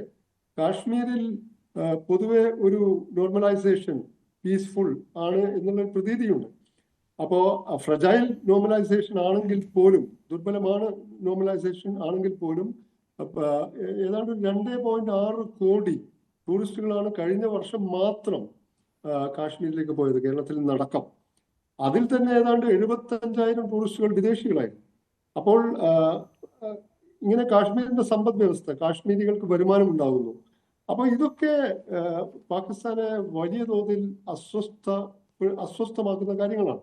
ടൂറിസം തകർക്കുക, ഇന്ത്യയിൽ വർഗീയ ധ്രുവീകരണം ഉണ്ടാക്കുക, മാത്രമല്ല കാശ്മീരിന്റെ സമ്പദ് വ്യവസ്ഥ തകർത്ത് കാശ്മീരികൾക്കിടയിൽ അതൃപ്തിയും അസംതൃപ്തിയും അസ്വസ്ഥതയും വിതക്കുക, കാശ്മീർ വിഷയത്തെ സർവോപരി അന്താരാഷ്ട്ര ശ്രദ്ധയിലേക്ക് കൊണ്ടുവരിക തുടങ്ങിയ ഒരുപാട് കാര്യങ്ങൾ, ഒരുപാട് ലക്ഷ്യങ്ങൾ ഈ ഭീകരവാദ ആക്രമണത്തിന് പിന്നിലുണ്ട്. മാത്രമല്ല, നേരത്തെ കേണൽ സൂചിപ്പിച്ചതുപോലെ തന്നെ ജനറൽ അസീം മുനീർ ഒരുപക്ഷെ പാകിസ്ഥാന്റെ ഇതപര്യന്തമുള്ള ചരിത്രത്തിൽ ഏറ്റവും അധികം ജനങ്ങളാൽ വെറുക്കപ്പെടുന്ന, അല്ലെങ്കിൽ ജനങ്ങൾക്ക് ഏറ്റവും അധികം ജനങ്ങളുടെ എതിർമുഖത്ത് നിൽക്കുന്ന ഒരു പട്ടാള മേധാവിയാണ്. കാരണം ബലൂചിസ്ഥാനിൽ കഴിഞ്ഞ ആഴ്ച തന്നെ ഒരു ബസ് ബോംബാക്രമണത്തിൽ 10 പാക് സൈനികരാണ് കൊല്ലപ്പെട്ടത്. കഴിഞ്ഞ മാസം ജാഫർ എക്സ്പ്രസ് എന്ന ട്രെയിൻ തട്ടിക്കൊണ്ടുപോയി 26 പേരെ ബലൂച്ച് ലിബറേഷൻ ആർമി വധിച്ചതിൽ 18 പാകിസ്ഥാൻ സൈനികരുണ്ടായിരുന്നു. ഖൈബർ പഖ്തൂൺഖ്വ പ്രവിശ്യയിൽ ഈ തെഹ്രീക്ക് താലിബാൻ സംഘടന വളരെ ഭീകരമായിട്ട് ഇങ്ങനെ ഒരുപാട് കാര്യങ്ങൾ. ഇങ്ങനെ പാകിസ്ഥാൻ തന്നെ ആഭ്യന്തരമായി പ്രശ്നം നേരിടുന്നു. മാത്രമല്ല, പാകിസ്ഥാന്റെ സാമ്പത്തിക സ്ഥിതി അത്രമേൽ പരിതാപകരമാണ്. അവിടെ അരിക്ക് 1 കിലോവിന് 340 രൂപയും കോഴിയിറച്ചിക്ക് 800 രൂപയുമാണെന്ന്. പാകിസ്ഥാന്റെ സാമ്പത്തിക സ്ഥിതി അത്യധികം ദയനീയമാണ്. മാത്രമല്ല, അവർക്ക്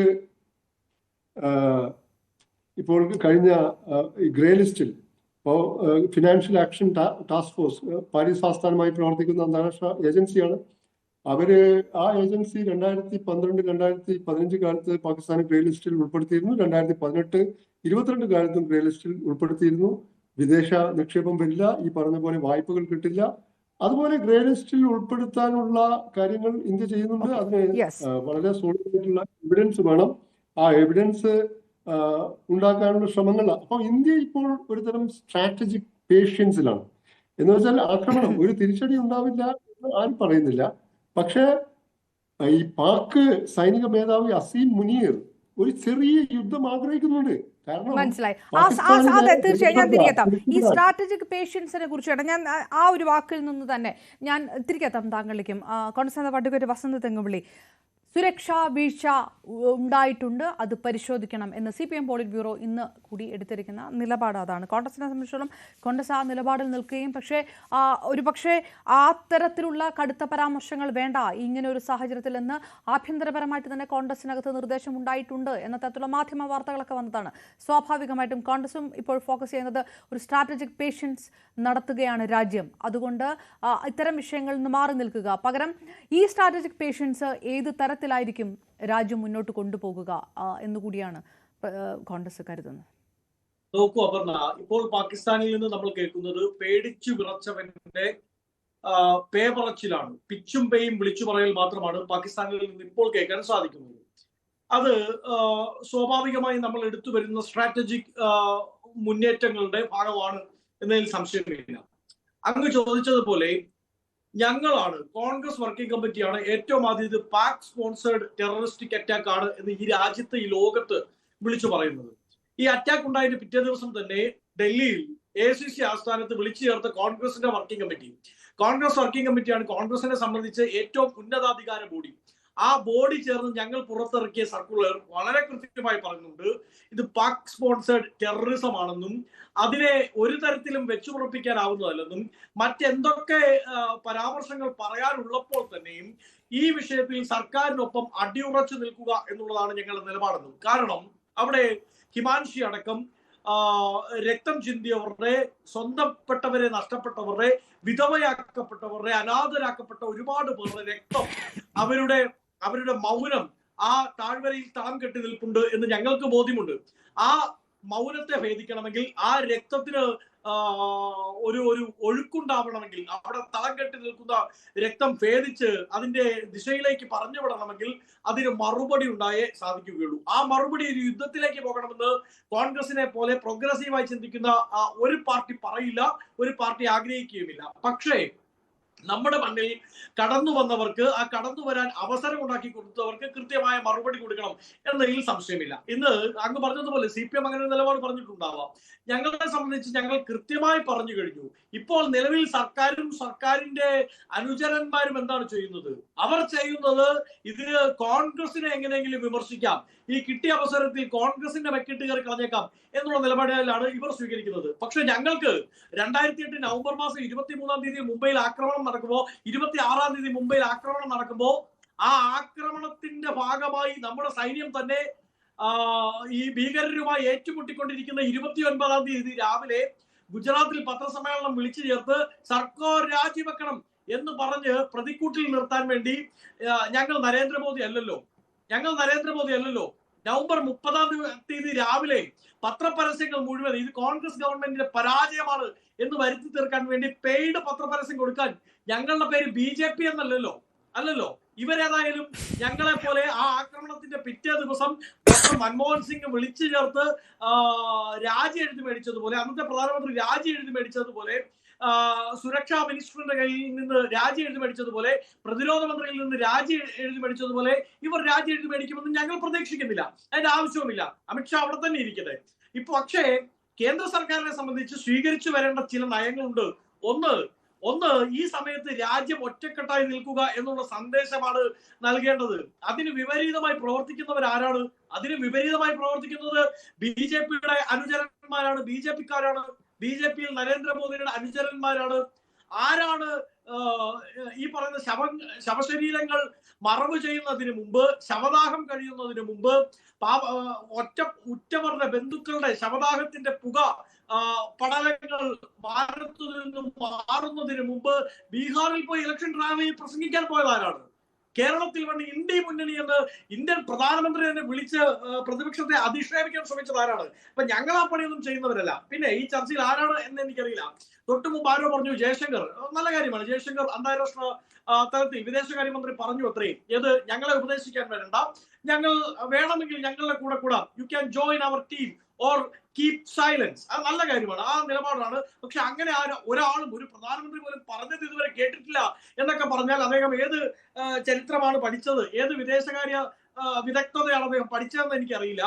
ഇതേ പാകിസ്ഥാനിന് നിന്ന് ബംഗ്ലാദേശിനെ അടർത്തിയെടുക്കുന്ന സമയത്ത് നേർക്കുനേർ അമേരിക്കയോട് ഒന്നെങ്കിൽ നിങ്ങളുടെ 7ാം കപ്പൽ പടയ്ക്ക് എന്റെ അതിർത്തിക്കുള്ളിലേക്ക്, എന്റെ ടെറിട്ടറിക്കുള്ളിലേക്ക് കടക്കാതിരിക്കാം, അല്ലെങ്കിൽ കടന്നാൽ ആരൊക്കെ മടങ്ങിപ്പോകണമെന്ന് തീരുമാനിക്കുന്നത് ഇന്ത്യയായിരിക്കും എന്ന് പറഞ്ഞൊരു ഇന്ദിരാഗാന്ധി ഉണ്ട്. ആ ഇന്ദിരാഗാന്ധിയെ നിങ്ങൾക്ക് എന്തുകൊണ്ട് അറിയാതെ പോകുന്നു എന്ന് എനിക്കറിയില്ല. അതുകൊണ്ട് കോൺഗ്രസ് സർക്കാരുകൾ നിലപാട് സ്വീകരിച്ചിട്ടുണ്ട്. നിലവിൽ നമ്മുടെ രാജ്യം ഭരിക്കുന്ന BJP സർക്കാർ ഈ വിഷയവുമായി ബന്ധപ്പെട്ട് ഇൻഡസ് കരാർ റദ്ദാക്കുന്ന അടക്കമുള്ള നിലപാടുകൾ സ്വീകരിച്ചു വരികയാണ്. ഇനി തീവ്രവാദികളെ കണ്ടെത്താൻ വൈകുന്നുണ്ടോ എന്ന് ചോദിച്ചാൽ വൈകുന്നുണ്ട്.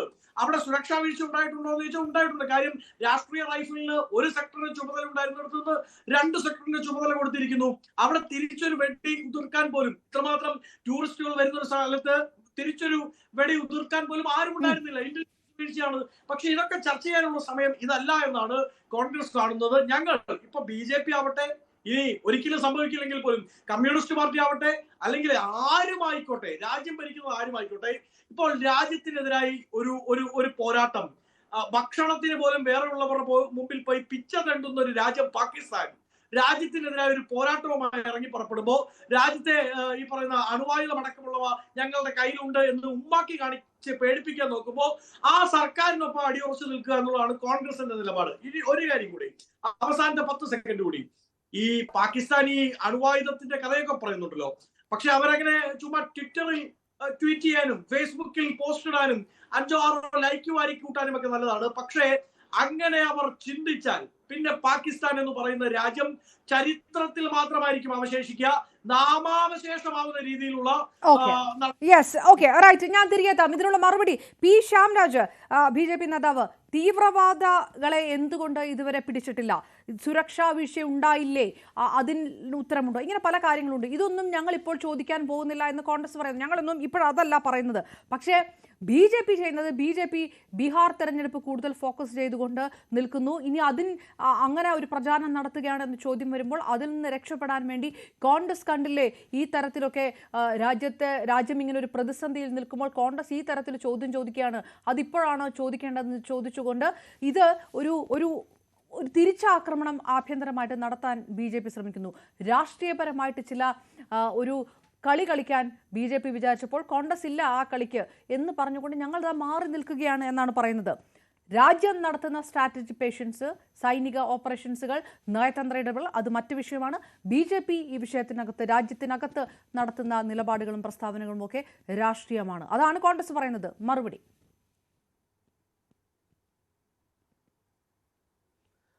അവരുടെ പറയുന്ന വാക്കും പ്രവൃത്തിയും ഒന്നായിരിക്കണം. കോൺഗ്രസ് പാർട്ടി ഒരു കാര്യം പറയുകയും പക്ഷെ പ്രവർത്തിക്കുന്നത് മറ്റൊരു രീതിയിലായിട്ടുണ്ടെങ്കിൽ എന്ത് ചെയ്യും? തീർച്ചയായിട്ടും അതിന് ഉത്തരങ്ങളുണ്ടാവും, തീർച്ചയായിട്ടും അതിന് തിരിച്ചടി ഉണ്ടാവുക തന്നെ ചെയ്യും. ഇവിടെ ബസന്ത് പറയുകയുണ്ടായി, ഇവരുടെ സെൻട്രൽ വർക്കിംഗ് കമ്മിറ്റി, അവരുടെ ഉന്നതാധികാര സമിതി ഇരുന്നിട്ട് കേന്ദ്ര സർക്കാരിനും അതോടൊപ്പം തന്നെ ഇന്ത്യൻ സൈന്യത്തിനും പൂർണ്ണമായിട്ടുള്ള പിന്തുണ പ്രഖ്യാപിച്ചു എന്ന് പറയുകയുണ്ടായി. ഞാൻ ചോദിക്കട്ടെ, കേരളത്തിൽ നിന്നുള്ള AICCയുടെ സംഘടനാ ജനറൽ സെക്രട്ടറി ആയിട്ടുള്ള ശ്രീ KC വേണുഗോപാലിന് നമ്മുടെ തീരുമാനം, കോൺഗ്രസ് പാർട്ടിയുടെ തീരുമാനം എന്ന് പറയുന്ന ഈ രാജ്യത്തിനൊപ്പം നിൽക്കലാണ്, മറ്റ് ഏതെങ്കിലും രീതിയിലുള്ള നിലപാടുകൾ ഏതെങ്കിലും വക്താക്കളോ ഏതെങ്കിലും നേതാക്കളോ പറഞ്ഞിട്ടുണ്ടെങ്കിൽ സംഘടനാ നടപടി നേരിടേണ്ടി വരും. അതായത് ഏതെങ്കിലും രീതിയിൽ ഈ രാജ്യത്തിനെതിരെ പറഞ്ഞിട്ടുണ്ടെങ്കിൽ സംഘടനാ നടപടികൾ സ്വീകരിക്കേണ്ടി വരുമെന്ന് ഈ രാജ്യത്തെ കോൺഗ്രസ് പാർട്ടിയുടെ സംഘടനാ ജനറൽ സെക്രട്ടറിക്ക് പറയേണ്ട സർക്കുലർ ഇറക്കേണ്ട സാഹചര്യം എന്താ ഉണ്ടായത്? ഇവർ പറഞ്ഞിട്ടാണ്. അതാണ് ഞാൻ പറഞ്ഞത്, ഇവരുടെ ഉന്നതാധികാര സമിതി ഒരു കാര്യം പറയുകയും ഒരു കാര്യം തീരുമാനിക്കുകയും ഇവർ ചെയ്യുന്നത് മറ്റൊരു കാര്യമാണ്. കേരളത്തിലെ KPCCയുടെ എക്സ് ഹാൻഡിലല്ലേ അവിടെ പാകിസ്ഥാനിൽ ചർച്ചയായിട്ടുള്ളത്? പാകിസ്ഥാനിലെ മാധ്യമങ്ങളും അതോടൊപ്പം തന്നെ അവിടുത്തെ രാഷ്ട്രീയ നേതാക്കന്മാർ ചർച്ചയായിട്ടുള്ളത് കേരളത്തിൽ നിന്നുള്ള ഈ ബസന്ത് അടക്കമുള്ള കേരളത്തിലെ കോൺഗ്രസ്കാരുടെ അഭിപ്രായമാണെന്നേ. ഇത് ഞങ്ങൾ പറഞ്ഞിട്ടാണ് ചെയ്തത്. ഇങ്ങനെ കോൺഗ്രസ്കാർ പറഞ്ഞിട്ടുണ്ടെങ്കിൽ ഇനി സിദ്ധരാമയ്യ പറഞ്ഞത് എന്താണ്? സിദ്ധരാമയ്യ ഈ കേരളത്തിലെ എക്സ് ഹാൻഡിലിനെ കുറിച്ച് പറഞ്ഞിട്ടുള്ള അവിടുത്തെ ഒരു മുൻ മന്ത്രി തന്നെയാണ്, ഇമ്രാൻഖാന്റെ മന്ത്രിസഭയിൽ ഉണ്ടായിരുന്ന ഒരു മന്ത്രി തന്നെയാണ് ഇവരുടെ എക്സ് ഹാൻഡിൽ റീട്വീറ്റ് ചെയ്തിട്ടുള്ളത്, പോസ്റ്റ് ചെയ്തിട്ടുള്ളത്. ഇനി നമ്മുടെ തൊട്ട അയൽപക്കത്തുള്ള കർണാടകത്തിലെ മുഖ്യമന്ത്രിയായിട്ടുള്ള സിദ്ധരാമയ്യ എന്താ പറഞ്ഞിട്ടുള്ളത്? ഒരു യുദ്ധം വേണ്ട എന്ന്. അതും പാകിസ്ഥാനിലെ മാധ്യമങ്ങളും പാകിസ്ഥാനിലെ നേതാക്കന്മാർ ചർച്ച ചെയ്തില്ലേ? അതോടൊപ്പം തന്നെ കർണാടകത്തിലെ എക്സൈസ് മന്ത്രി പറഞ്ഞത് കുറച്ചുകൂടെ കടന്നു കൈയാണ് പറഞ്ഞിട്ടുള്ളത്. ഈ കോൺഗ്രസിന്റെ മന്ത്രിമാര്, കോൺഗ്രസിന്റെ കോൺഗ്രസിന്റെ നേതാക്കന്മാർ ഇവരുടെ സോഷ്യൽ മീഡിയ ഹാൻഡിലുകൾ ഇവർ പറഞ്ഞതിനെ, ഇവർ ഈ രാജ്യത്തിനെതിരെ പറഞ്ഞതിനെ, ഇവർ ഈ രാജ്യത്തിലെ സൈനികരെ സംശയിച്ചതിന് എതിരെ ഈ ഒരു സമയത്ത് ഇത്തരത്തിലുള്ള ഒരു കുത്തിത്തിരിപ്പ് ഉണ്ടാക്കിയതിനെതിരെ മാത്രമാണ് ഞങ്ങൾ പറഞ്ഞിട്ടുള്ളത്. അതിനിയും പറയുക തന്നെ ചെയ്യും. ഇത് ഞങ്ങളല്ല പറഞ്ഞിട്ടുള്ളത്. ഇത് ആദ്യം പറഞ്ഞത് കോൺഗ്രസ് പാർട്ടിയുടെ നേതാക്കന്മാരോടും വക്താക്കളോടും വായടച്ച് ഈ രാജ്യത്തിനോടൊപ്പം നിൽക്കാൻ പറഞ്ഞ് ഞങ്ങളല്ലെന്നേ. BJPയുടെ ഓൾ ഇന്ത്യ പ്രസിഡന്റോ ഈ രാജ്യത്തിന്റെ പ്രധാനമന്ത്രിയൊന്നുമല്ല, KPCCയുടെ അല്ല AICCയുടെ സംഘടനാ ജനറൽ സെക്രട്ടറി തന്നെയാണ്. അപ്പോൾ വസന്തിന് എന്തെങ്കിലും ചോദിക്കാനുണ്ടെങ്കിൽ, എന്തുകൊണ്ട് നിങ്ങളെ ടാർഗറ്റ് ചെയ്തു എന്ന് ചോദിക്കാനുണ്ടെങ്കിൽ ചോദിക്കേണ്ടത് നിങ്ങളുടെ തന്നെ നേതാക്കന്മാരോടാണ്, നിങ്ങളുടെ തന്നെ സംഘടനാ ജനറൽ സെക്രട്ടറിയോടാണ് എന്നുള്ളതാണ് ഒന്നാമത്തെ എനിക്ക് ഇക്കാര്യം ബന്ധപ്പെട്ട് പറയാൻ വേണ്ടിയിട്ടുള്ളത്. ഇനി ഇന്ദിരാഗാന്ധിയെ വളരെ മഹത്വവൽക്കരിച്ചൊക്കെ പറയുന്നുണ്ടല്ലോ, എന്നിട്ട് എന്ത് സംഭവിച്ചു? 74 യുദ്ധത്തിന് ശേഷം എന്ത് സംഭവിച്ചു? 93,000 വരുന്ന പാകിസ്ഥാനിലെ പട്ടാളക്കാർ കീഴടങ്ങിയിട്ട് ഇന്ത്യൻ ജനതയുടെ, ഇന്ത്യൻ സൈന്യത്തിന്റെ കൈവെള്ളയിൽ ഇരുന്നിട്ട് എല്ലാവരെയും വിട്ടുകൊടുത്തില്ലേ? അതോടൊപ്പം തന്നെ ആ പാകിസ്ഥാൻ പിടിച്ചുകൊണ്ട് പോയിട്ടുള്ള ഇന്ത്യൻ പട്ടാളക്കാരെ കുറിച്ചിട്ട് എന്തെങ്കിലും ഒരു വിവരം നാളിതുവരെയായിട്ടും കിട്ടാൻ വേണ്ടി സാധിച്ചിട്ടുണ്ടോ? അപ്പോൾ വെറുതെ കാര്യങ്ങൾ പറയരുത്. ഈ നാട്ടിൽ തീവ്രവാദ ആക്രമണം എന്ന് പറയുന്നത് ഈ നാട്ടിൽ ഉണ്ടാകാൻ വേണ്ടിയിട്ട്, സാധിക്കാൻ വേണ്ടിയിട്ട് പാടില്ലാത്ത സ്ഥലമാണ്, പാടില്ലാത്ത ഒരു സംവിധാനമാണ്. ഈ ടെററിസ്ഥാൻ എന്ന് പറയുന്ന രാജ്യം അവർ ഉണ്ടായ കാലം മുതൽക്കേ തീവ്രവാദം ഉപയോഗിച്ച് ഈ രാജ്യത്തിൻ്റെ ശരീരത്തിൻ്റെ വിവിധ ഇടങ്ങളിൽ കുത്തി ചോര വമ്പിപ്പിച്ച് അതിൽ നിന്ന് പ്രണയം ഉണ്ടാക്കാൻ വേണ്ടി ശ്രമിക്കുന്ന ഒരു രാജ്യമാണ്. അവരെ എല്ലാ രീതിയിലും ഇല്ലായ്മ ചെയ്യാൻ വേണ്ടിയിട്ട് നിലവിൽ വരിഞ്ഞു മുറുക്കിക്കൊണ്ടിരിക്കുകയാണ്. ഇനി ഒരു നിലപാടെടുക്കുന്നില്ല എന്ന് പറഞ്ഞു. വെറും 12ാമത്തെ ദിവസമാണെന്ന് കടന്നു പോയിട്ടുള്ളത്. ഈ സർജിക്കൽ സ്ട്രൈക്ക് നടത്തിയ സമയത്താണ് 10ാമത്തെ ദിവസമാണ് നമ്മൾ സർജിക്കൽ സ്ട്രൈക്ക് നടത്താൻ വേണ്ടി നമ്മളെ കൊണ്ട് സാധിച്ചത്. ഇനി അതിനുശേഷം പുൽവാമയ്ക്ക് തിരിച്ചടി നമ്മൾ കൊടുക്കുന്ന എപ്പോഴാണ്? 12ാമത്തെ ദിവസമാണ്. ഇന്നിപ്പോൾ ഈ 12ാമത്തെ ദിവസം ചർച്ച ചെയ്യുമ്പോൾ ഞാൻ ഉറപ്പ് പറയുന്നു, ഇന്ത്യൻ സൈനികർ, നട്ടലുള്ള ചങ്കുറപ്പുള്ള നമ്മുടെ എല്ലാവരുടെയും ഈ രാജ്യത്തിന് സൈനികർ തിരിച്ചടി കൊടുക്കുക തന്നെ ചെയ്യും. പിന്നെ യാതൊരു സംശയം വേണ്ട, പാകിസ്ഥാന്റെ പത്തിക്ക് ഇനി അവർ ഉയർത്തെഴുന്നേൽക്കാത്ത രീതിയിലുള്ള തിരിച്ചടി കൊടുക്കുക തന്നെ ചെയ്യും. പക്ഷെ അവരുടെ ഇതിനകത്ത് ഒരു കാര്യം കൂടി ആഡ് ചെയ്യേണ്ടതായിട്ടുണ്ട്. ഈ ഒരു ആധുനിക കാലഘട്ടത്തിൽ യുദ്ധം എന്ന് പറയുന്നത് നേർക്ക് നേർ നിന്നുകൊണ്ടുള്ള ആയുധങ്ങൾ കൊണ്ടുള്ള യുദ്ധം മാത്രമാണോ? ഇവിടെ എനിക്ക് മുമ്പേ സംസാരിച്ചിട്ടുള്ള മുഴുവൻ വിദഗ്ധരും അക്കാര്യം വളരെ വിശദമായിട്ട് ഏകദേശം അരമണിക്കൂറോളം സംസാരിക്കുക തന്നെ ചെയ്തു. നോക്കൂ, ഇവിടെ പഹൽഗാമിൽ നമ്മുടെ നിരപരാധികളായിട്ടുള്ള 20 നമ്മുടെ ജനങ്ങളെ കൊന്ന് അവരില്ലാതാക്കിയ അതിന്റെ പിറ്റേന്ന് മുതൽ, ആ നിമിഷം മുതൽ നമ്മൾ യുദ്ധം പ്രഖ്യാപിച്ചു കഴിഞ്ഞു. ഈ സിന്ധു നദീജല കരാറ് മരവിപ്പിച്ചു കഴിഞ്ഞപ്പോൾ എന്താണ് സംഭവിച്ചിട്ടുള്ളത്? ഏകദേശം 25% വരുന്ന പാകിസ്ഥാന്റെ GDPയെ നേരിട്ട് ബാധിക്കുന്നതാണ്. അതായത് ഇവിടെ നിന്ന് ഉദ്ഭവിക്കുന്നതാണെങ്കിൽ കൂടി ആ സിന്ധു നദി നിന്ന് വമിക്കുന്ന ജലത്തിന്റെ ഒരു 80-90% ഉപയോഗിക്കുന്ന പാകിസ്ഥാൻ ജനതയാണ്. ആ നദീജല കരാർ റദ്ദാക്കിയോടുകൂടി തന്നെ, അവർക്ക് മരവിപ്പിച്ചതോടുകൂടി തന്നെ അവർക്ക് വലിയ രീതിയിലുള്ള തിരിച്ചടി കിട്ടിയിട്ടുണ്ട്. ഇനി ആ രാജ്യത്തിന്റെ ഒരു മുഴുവനുള്ള ഒരു അവസ്ഥ കൂടി നമ്മളൊന്ന് എടുത്തു നോക്ക്. ഈ ഒരു സ്വാഭാവികമായിട്ട് യുദ്ധം നീണ്ടു പോകുന്നത് പോലും ഒരു സ്ട്രാറ്റജിയാണ്. എന്താണ് സംഭവിക്കുക? അവർക്ക് ഈ അതിർത്തിയിൽ, അവർക്കല്ലെങ്കിൽ യുദ്ധത്തിന്റെ സന്നാഹവുമായിട്ട് തയ്യാറായിട്ട് നിൽക്കാൻ തന്നെ എത്ര നാളേക്ക് സ്ട്രാറ്റജി എന്ന് പറയുന്നത് അത് മിക്ക സ്ഥലങ്ങളിലും ആഭ്യന്തരമായിട്ടുള്ള പൊളിറ്റിക്സുമായിട്ട് ബന്ധപ്പെട്ടതാണ്. സ്വാഭാവികമായിട്ടും കോൺഗ്രസിന്റെ ഭാഗത്ത് നിന്ന് ഇനി ആ തരത്തിലുള്ള ആരോപണങ്ങളും വരാം. ഇവിടെയും തെരഞ്ഞെടുപ്പ് നടക്കുന്നു, ഇത് നീട്ടിക്കൊണ്ടു പോകുന്നത് ഇവിടെയും അത്തരത്തിലൊരു സ്ട്രാറ്റജി അവലംബിക്കുകയാണ് BJP എന്ന് പറയാം. വസന്ത്, അത്തരത്തിൽ ഒരുപക്ഷെ അങ്ങനെയുള്ള വിലയിരുത്തലുകൾ ഉണ്ടാവാനുള്ള സാധ്യതയുണ്ടോ? നേരത്തെ എന്തോ പറയാൻ വേണ്ടി വന്നിരുന്നു, ശ്യാമിലേക്ക് വരാം അതിനുശേഷം. വസന്ത്, ശ്യാംരാജിന് ഉത്തരം കൊടുക്കാൻ വേണ്ടി ഞാൻ കൈ ഉയർത്തിയത് ശ്രീ അപർണ ഒരു കാര്യമാണ്. അദ്ദേഹം പറഞ്ഞത് AICCയുടെ സംഘടനാ general secretary Shri KC Venugopal വളരെ കൃത്യമായി ഞാൻ അടങ്ങുന്ന വിവിധ PCCകളുടെ സ്പോക്ക് പേഴ്സൺസിന്, AICCയുടെ സ്പോക്ക് പേഴ്സൺസിന്, പാർട്ടിയുടെ ബൂത്ത് ലെവലിൽ അടക്കമുള്ള ഞങ്ങൾ അടങ്ങുന്ന സാധാരണ പ്രവർത്തകർക്ക് എല്ലാം നിർദ്ദേശം നൽകി. അത് നല്ല കാര്യമല്ലേ? അങ്ങനെ നിർദ്ദേശം നൽകുന്ന സംസ്ഥാനമാണ് ഞങ്ങളുടേത്. നിങ്ങളുടെ നേതാക്കന്മാർ വാവിട്ട് പറഞ്ഞു അത് രാജ്യത്തിന് വിരുദ്ധമായി, അത് അറിഞ്ഞു, അത് തിരുത്തേണ്ടതായിട്ട് നിങ്ങളുടെ ഉന്നതാധികാര സമിതിയുടെ നിലപാടിനെതിരെ പറഞ്ഞാലെന്നാണ് വസന്തേ. നിങ്ങളുടെ ഉന്നതാധികാര സമിതിയുടെ നിലപാടിനെതിരെ പറഞ്ഞിട്ടുണ്ടെങ്കിൽ സംഘടനാ നിലപാടെടുക്കുമെന്നാണ് സർക്കുലർ. അല്ലാതെ നിങ്ങൾ പറയരുതെന്നൊന്നും അല്ല.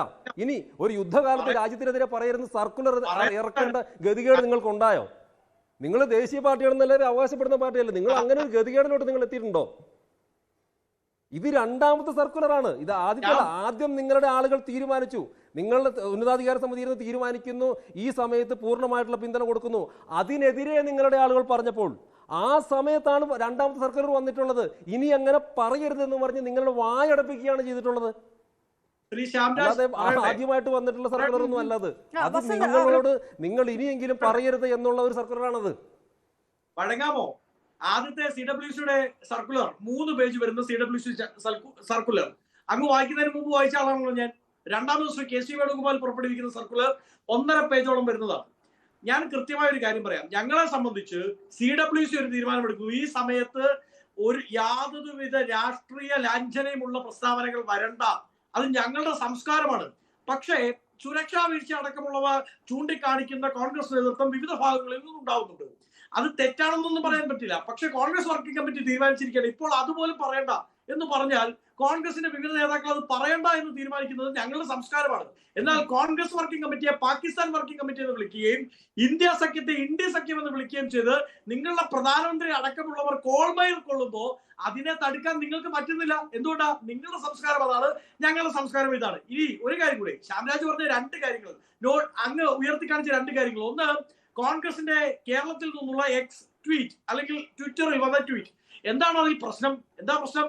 ആ ട്വീറ്റിൽ വളരെ കൃത്യമായി പറയുന്നത് പാകിസ്ഥാൻ റീട്വീറ്റ് ചെയ്തോ ചൈന റീട്വീറ്റ് ചെയ്തോ എന്നുള്ളത് ഞങ്ങളുടെ പ്രശ്നമല്ല. അതിൽ ഞങ്ങൾ പറഞ്ഞത് ഫഗൽഗ്രാമിൽ തിരിച്ചൊരു വെടിയുതിർക്കാൻ പോലും ഒരു പട്ടാളക്കാരൻ ഉണ്ടായിരുന്നില്ല. ഇന്റലിജൻസ് വീഴ്ച ഉണ്ടായിട്ടില്ലേ? ഒരു രാഷ്ട്രീയ റൈഫിളിന് 1 പകരം 2 സെക്ടറുകളുടെ അധിക ചുമതല ആരാണ് കൊടുത്തത്? ഇതെല്ലാം സാധാരണക്കാരെ ഇന്ത്യക്കാർ ചോദിക്കുന്ന ചോദ്യമാണ്. 2, അങ്ങ് പറഞ്ഞത് കർണാടക മുഖ്യമന്ത്രി സിദ്ധരാമയ്യയുടെ സ്റ്റേറ്റ്മെന്റ് ആണ്. യുദ്ധം രാജ്യം ആഗ്രഹിക്കുന്നില്ല. അങ്ങ് തന്നെ അതിനെ ഖണ്ഡിച്ചുകൊണ്ട്, അല്ലെങ്കിൽ അങ്ങ് തന്നെ പറഞ്ഞപ്പോ അങ്ങ് തന്നെ പറഞ്ഞില്ലേ, ഒരു നേർക്കുനേർ യുദ്ധത്തിലേക്ക് പോയി നമ്മൾ ഇപ്പോൾ നിൽക്കുന്ന സാമ്പത്തിക അവസ്ഥ, അതാണ് ഞാൻ പറഞ്ഞത്. വേറെ രാജ്യങ്ങളുടെ മുമ്പിൽ പോയി ഭക്ഷണത്തിന് പിച്ച തണ്ടുന്നവരാണ് പാകിസ്ഥാൻ. അവർക്ക് സാമ്പത്തികമായി നഷ്ടപ്പെടാൻ ഒന്നുമില്ല. അപ്പാടെ തകർന്ന് ചാരമായി നിൽക്കുന്ന ഒരു രാജ്യമാണ്.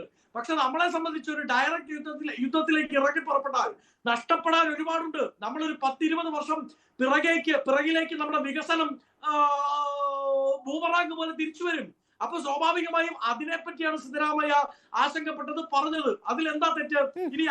ശ്യാംരാജ്, BJPയും പ്രതിപക്ഷത്തായിരുന്ന കാലത്ത് ഈ തരത്തിലുള്ള സുരക്ഷാ വീഴ്ചകൾ ഉണ്ടായില്ല എന്നുള്ള ചോദ്യം ചോദിച്ചിട്ടുണ്ട്. അപ്പോഴൊക്കെ ആ പാർട്ടി രാജ്യദ്രോഹം നടത്തുകയാണ് എന്നുള്ള ആരോപണം കോൺഗ്രസിന്റെ ഭാഗത്ത് ഉണ്ടായിട്ടില്ലല്ലോ. തിരിച്ചു പക്ഷേ കോൺഗ്രസിനെ ആ തരത്തിൽ ആക്രമിക്കാൻ BJP ശ്രമിക്കുകയാണ് എന്നുള്ളൊരു ഒരു ചോദ്യം കൂടിയല്ലേ വസന്തന്റെ ഭാഗത്തുനിന്ന്?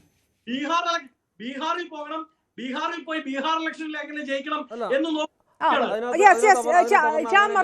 അങ്ങനെയല്ല പറഞ്ഞ. അതിനകത്ത് വ്യത്യാസമുണ്ട്. അതിനകത്ത് വ്യത്യാസമുണ്ട്. ഒന്ന് നോക്കൂ, ഒന്ന് നോക്കൂ. ഈ സിദ്ധരാമയ്യ എന്തു പറഞ്ഞു എന്നുള്ളതല്ല, എപ്പോൾ പറഞ്ഞു, അത് ആർക്ക് ആയുധമായി എന്നുള്ളതാണ് പ്രശ്നം. ഒരു സാമാന്യ ബോധം വേണ്ടേ? നിങ്ങളുടെ ഒരു വാക്ക് ഈ ഒരു സമയത്ത് പാകിസ്ഥാൻ ഉപയോഗിക്കുമെങ്കിൽ, അവിടുത്തെ ആർമി, അവിടുത്തെ സർക്കാർ സംവിധാനങ്ങളോ മന്ത്രിമാരോ ഉപയോഗിക്കുമെങ്കിൽ അങ്ങനെ പറയാതിരിക്കുകയല്ല നിങ്ങൾ ചെയ്യേണ്ടത്. ഇനി അതിനെ ന്യായീകരിച്ച് മെഴുകുകയാണ് നിങ്ങൾ ചെയ്യേണ്ടത്. ഒരു കാര്യം നിങ്ങൾ പറയുമ്പോൾ ഏതൊരു സമയത്തും വാവിട്ട വാക്ക് തിരിച്ചെടുക്കാൻ വേണ്ടി നിങ്ങളെ കൊണ്ട് സാധിക്കുമോ?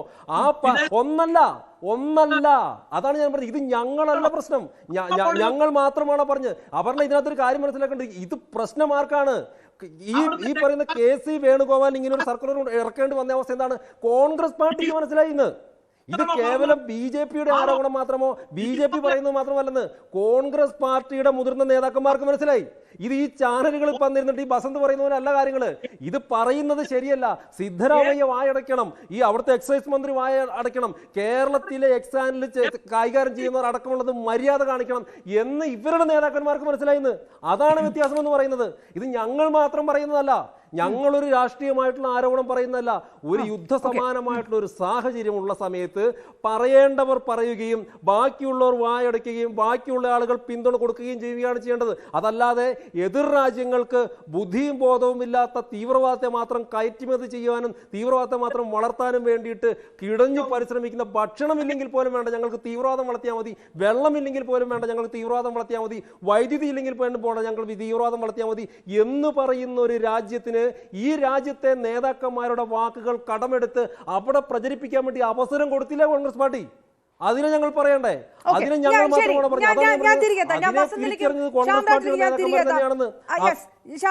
വസന്തലിക്ക് ഞാൻ തിരികെ എത്താം. ശ്രീ MS വേണുഗോപാൽ, ആഭ്യന്തര രാഷ്ട്രീയം സ്വാഭാവികമായിട്ടും ഇതിപ്പോൾ സൈനികാക്രമണം ഉണ്ടാവുകയോ ഉണ്ടാകാതിരിക്കുകയോ അതിനുശേഷമാവുകയോ ആ തരത്തിലുള്ള ആഭ്യന്തര രാഷ്ട്രീയവും പ്രസ്താവനകളൊക്കെ ഇനി വരാനിരിക്കുന്നതേ ഉള്ളൂ. അതിപ്പോഴത്തെ സമയമല്ലാത്തതുകൊണ്ട് നിങ്ങൾ നിർത്തിവെച്ചിരിക്കുകയാണെന്ന് തന്നെ കോൺഗ്രസ് പാർട്ടി അടക്കം പറയുന്നുണ്ട്. പക്ഷേ പാകിസ്ഥാൻ്റെ ആഭ്യന്തര രാഷ്ട്രീയമാണ്. കാരണം ഇപ്പോഴുള്ള ഈ പ്രകോപനവും പാകിസ്ഥാനെ സംബന്ധിച്ചുള്ള ഒരു ആഭ്യന്തര രാഷ്ട്രീയത്തിന് നിഴലിക്കലാണ് എന്നുള്ളൊരു വിലയിരുത്തലുകളാണല്ലോ വന്നിരിക്കുന്നത്. അവിടെയും അവർക്കും ഈ യുദ്ധം ഉണ്ടാകും, ഞങ്ങളിതാ യുദ്ധത്തിലേക്ക് പോവുകയാണ്, ഈ യുദ്ധസന്നാഹമാണ്, ന്യൂക്ലിയർ അങ്ങനെ ഒരു പൊളിറ്റിക്കൽ സ്ട്രാറ്റജി മാത്രം പാകിസ്ഥാൻ നടത്തുന്നു, അത് മാത്രമാണ് നടക്കുന്നത് എന്ന് കരുതണോ? പക്ഷേ അങ്ങനെ വിചാരിക്കുമ്പോൾ ഇന്ത്യയുടെ പല അതിർത്തികൾ, പ്രത്യേകിച്ച് കിഴക്കൻ അതിർത്തികളിലൊക്കെ വരുന്ന അവിടെ നിന്ന് വരുന്ന റിപ്പോർട്ടുകളൊക്കെ കൂടുതൽ മിലിറ്ററി മോണിറ്ററിംഗ് ശക്തമാക്കുന്നു എന്നുള്ളതാണ്. അത് ഇന്ത്യക്കും ചെയ്യേണ്ടി വരുന്നു, അപ്പുറത്തും ചെയ്യുന്നതുകൊണ്ട് ഇന്ത്യക്കും ചെയ്യേണ്ടി വരുന്നു. അതുകൊണ്ട് അതിനെ അങ്ങനെ മാത്രമായിട്ട് കണക്കാക്കണം. ഞാൻ അതിനു മുമ്പായിട്ട് ഒരു കാര്യം പറഞ്ഞോട്ടെ. ഇവിടെ കോൺഗ്രസിൻ്റെ വക്താവ് പറഞ്ഞു ഞാനെന്തോ അപരാധം ചെയ്തെന്ന്. ഞാൻ ഇന്ദിരാഗാന്ധിയെ ഒട്ടും കുറച്ച് കാണിച്ചിട്ടില്ല, പറഞ്ഞിട്ടില്ല. ഇന്ത്യയിലെ ഉരുക്ക് വനിത തന്നെയാണ് ഇന്ദിരാഗാന്ധി എന്ന് വിശ്വസിക്കുന്ന ആളാണ് ഞാൻ. ദേശസ്നേഹമുള്ളൊരു ഇന്ത്യക്കാരൻ എന്നുള്ള നിലയ്ക്കാണ് പറഞ്ഞത്. ജയശങ്കർ നടത്തിയ പ്രസ്താവന നമുക്ക് രോമാഞ്ചം കൊള്ളുന്നതായിരുന്നു എന്നുള്ളത് മാത്രമല്ല, നമ്മളെ ഒരാൾ തിരിച്ചടിക്കാൻ വരുമ്പോൾ ആ കപ്പൽ പട തകർക്കുമെന്ന് പറയുന്നത് ഒരു പ്രധാനമന്ത്രിയുടെ കടമയാണ്. ഇതങ്ങനെയല്ല. ഇത് നമ്മൾക്ക് സഹകരണം ആവശ്യപ്പെട്ടുകൊണ്ട് നമ്മൾ യൂറോപ്പിലെ മൊത്തം രാഷ്ട്രങ്ങളുമായിട്ടുള്ളൊരു മീറ്റിംഗ് നടക്കുന്നിടത്ത് അദ്ദേഹം പോയി പറയുകയാണ്. അവരെല്ലാവരും നമ്മളെ ഉപദേശിക്കുകയാണ്, നിങ്ങൾ ഉടനെ യുദ്ധം നിർത്തിക്കോണം, അല്ലെങ്കിൽ നമുക്ക് പീസ് വേണ്ടത്, അതിനുള്ള നടപടി നടത്തുന്നത് അദ്ദേഹം ബോൾഡായിട്ട് പറയുകയാണ്. ഞങ്ങൾക്ക് ഉപദേശമേ വേണ്ട, ഉപദേശം കേൾക്കാനല്ല ഞാനിവിടെ വന്നത്. ഞാൻ വന്നിരിക്കുന്നത് എൻ്റെ രാഷ്ട്രവുമായി പാർട്ട്ണർഷിപ്പിന് തയ്യാറുള്ളവരെ കാണാൻ വേണ്ടി മാത്രമാണ്. ഇത്ര ബോൾഡായിട്ട് പറയുന്ന ഒരു കാര്യം വളരെ പ്രധാനപ്പെട്ടാണ്. മറ്റൊന്നുകൂടി അദ്ദേഹം മനസ്സിലാക്കണം, പഴയ സിറ്റുവേഷനല്ല. USSR എന്ന് പറയുന്ന അമേരിക്കയ്ക്ക് തുല്യമായൊരു ശക്തി രണ്ട് ചേരിയിൽ നിൽക്കുകയും USSR 100% ഇന്ത്യക്ക് സപ്പോർട്ട് ചെയ്ത് നിൽക്കുകയും ചെയ്യുന്ന സാഹചര്യമുണ്ട്. ഇന്ന് റഷ്യ അങ്ങനെയല്ല. ഇന്നത്തെ റഷ്യ ഉക്രൈനുമായി പോലും പോരടിച്ച് വളരെ വീക്കായി നിൽക്കുന്ന ഒരു റഷ്യയാണ്. അപ്പോൾ അമേരിക്ക നമ്മുടെ കൂടെ എതിരായിട്ട് നിൽക്കുന്ന ഒരു സാഹചര്യം വന്നാൽ എന്തായിരിക്കും? അപ്പോൾ അത് അദ്ദേഹം മനസ്സിലാക്കുന്നില്ല. ഞാൻ പറഞ്ഞത് ഇത്രയേ ഉള്ളൂ, നമ്മുടെ രാഷ്ട്രത്തിന് അഭിമാനകരമായത് ആര് ചെയ്താലും അത് നല്ലതെന്ന് പറയേണ്ടത് നമ്മുടെ കടമയാണെന്നുള്ളതാണ്. പിന്നെ ഇപ്പോഴത്തെ സിറ്റുവേഷൻ പാകിസ്ഥാനെ സംബന്ധിച്ചിടത്തോളം, പാകിസ്ഥാൻ പ്രധാനമായിട്ട് ഇപ്പം അസീം മുനീറിൻ്റെ കാര്യം തന്നെ എടുക്കാം. അദ്ദേഹത്തിൻ്റെ പീരീഡ് നവംബറിൽ തീരാൻ പോവുകയാണ്. ആ നവംബറിൽ കാലാവധി തീരുമെന്നാണ് ഞാൻ മനസ്സിലാക്കുന്നത്. ആ നവംബറിൽ തീരുന്ന കാലാവധിക്ക് ഒരു എക്സ്റ്റൻഷൻ അദ്ദേഹത്തിന് വേണം. അതാണ് അദ്ദേഹം ഇപ്പോൾ ഇന്ത്യയുമായിട്ടൊരു ചെറിയൊരു പോറൽ നടത്താമെന്ന് ഉദ്ദേശിച്ചത്. അപ്പോൾ ചെറിയ പോറൽ ഇത്ര വലിയൊരു പ്രശ്നമായി മാറുമെന്ന് അവിടെ ആരും കരുതിയില്ല, അദ്ദേഹവും കരുതിയില്ല. അതാണ് ഇപ്പോൾ അസീം മുനീറിന് അവിടെ നേരിടുന്ന ഏറ്റവും വലിയ ഭീഷണി. ഏറ്റവും അനാവശ്യമായിട്ടൊരു യുദ്ധത്തിനുള്ള പോർക്കളം ഒരുക്കിയത് അസീം മുനീറാണെന്നുള്ള ഒരു വിരൽ ചൂണ്ടൽ അവിടെ പാകിസ്ഥാനിൽ മൊത്തം നടന്നുകൊണ്ടിരിക്കുകയാണ്. അത് പുറത്ത് എത്രത്തോളം വന്നിട്ടുണ്ട് എന്നെനിക്കറിയില്ല. പക്ഷേ ഇത് അവിടെ ഇൻറ്റേർണലായിട്ടൊരു വലിയ പ്രശ്നമായിട്ടുണ്ട്. അത് മാത്രമല്ല, പാകിസ്ഥാനിൽ തന്നെ പട്ടാളം രണ്ട് വിഭാഗത്തിലാണെന്നാണ് ഞാൻ മനസ്സിലാക്കുന്നത്. അതായത് ടോപ്പ് ലെവൽ ലീഡർഷിപ്പ് ഒരു സൈഡിൽ നിൽക്കുകയും മിഡിൽ ലെവലും ലോവർ ലെവലും ശരിക്കും പറഞ്ഞാൽ ഈ പിന്നെ ആർമിയോടും ഈ ഗവൺമെൻറ്റിനോടും അല്ല നിൽക്കേണ്ടത്, ജയിലിൽ കിടക്കുന്ന ഇമ്രാൻഖാനോടൊപ്പം നിൽക്കേണ്ടതാണ് എന്ന് പറയുന്ന ഒരു ആഭ്യന്തര പിന്നെ പട്ടാള ഭിന്നതയിൽ നിൽക്കുമ്പോഴാണ് അതെല്ലാം കൂടെ കവർ ചെയ്യാൻ വേണ്ടിയിട്ടാണ് ഇന്ത്യ ഒന്ന് പോറാം, അങ്ങനെ ചെറിയ വാറുണ്ടായാൽ അത് നമുക്ക് ഗുണമാകുമെന്ന് അദ്ദേഹം നിശ്ചയിച്ചു. ഓക്കെ, ഞാൻ സമയപരിമിതി കൊണ്ടാണ് ശ്രീ ഷിനാസിലേക്ക് കൂടി ആഭ്യന്തര രാഷ്ട്രീയ പ്രസ്താവനകൾ കൂടി വളമിട്ടേക്കാം ഇനി അല്പസമയകാലങ്ങൾക്ക് ശേഷം. അതാണോ മനസ്സിലാക്കേണ്ടത്? ഇന്ത്യയിൽ അപ്പുറത്തേക്ക് നേരത്തെ പറഞ്ഞ പോലെ പാകിസ്ഥാൻ്റെ ആഭ്യന്തര രാഷ്ട്രീയത്തെ സംബന്ധിച്ചിടത്തോളം ഈ സമയമാണ് അവരെ സംബന്ധിച്ചിടത്തോളം ആശ്വാസകരമായിട്ടുള്ളത്. അവിടുത്തെ നാട്ടുകാർ ഇത്ര ഏറെ കഷ്ടപ്പെടുന്നു എന്നുള്ളതൊക്കെ അവർ വെറും പുകമറയായി പുറത്തു പറയുകയും പകരം ഭരണകൂടത്തിൻ്റെ വലിയ ആശങ്കകൾ, ചോദ്യം ചെയ്യപ്പെടലുകളൊക്കെ അവർക്ക് മാറ്റി നിർത്താൻ ഈ തട്ടുപൊളിപ്പൻ പ്രസ്താവനകൾ കൊണ്ട് കഴിയും. അത്തരം ഒരു പൊളിറ്റിക്കൽ മൂവ്മെന്റ്സ് കൂടിയാണ് പാകിസ്ഥാൻ നടത്തുന്നത്. പാകിസ്ഥാൻ നേരത്തെ പലരും സൂചിപ്പിച്ചതുപോലെ, ചൂണ്ടിക്കാണിച്ചതുപോലെ ബഹുമുഖമായ ആഭ്യന്തര പ്രശ്നങ്ങൾ ഇപ്പോൾ നേരിട്ടുകൊണ്ടിരിക്കുന്ന രാജ്യമാണ്. സൈനികമായും സാമ്പത്തികമായും രാഷ്ട്രീയമായും. അത് ബലൂച്ച് ഖൈബർ പഖ്തൂൺഖ്വ പ്രശ്നം മാത്രമല്ല, ഇമ്രാൻഖാനെ ജയിലിലിട്ട പ്രശ്നമുണ്ട്. അതിൽ ജനങ്ങൾ വലിയ വിഭാഗം ജനങ്ങൾ അതൃപ്തരാണ്. സാമ്പത്തിക പ്രതിസന്ധി അതിഭീകരമാണ്. അതുപോലെ തന്നെ ഈ ആർമി ചീഫ് അസീം മുനീർ നേരത്തെ സൂചിപ്പിച്ചതുപോലെ നവംബറിൽ കാലാവധി അവസാനിക്കുകയാണ് അദ്ദേഹത്തിന് ഒരു എക്സ്റ്റൻഷൻ വേണം. അദ്ദേഹം വിചാരിച്ചത് പഹൽഗാമിൽ ഇങ്ങനെ ഒരു ആക്രമണം നടത്തിയാൽ ഒരു സർജിക്കൽ സ്ട്രൈക്കോ ബാലക്കോട്ടിലെ പോലുള്ള ഒരു സ്ട്രൈക്കോ ഉണ്ടാവും.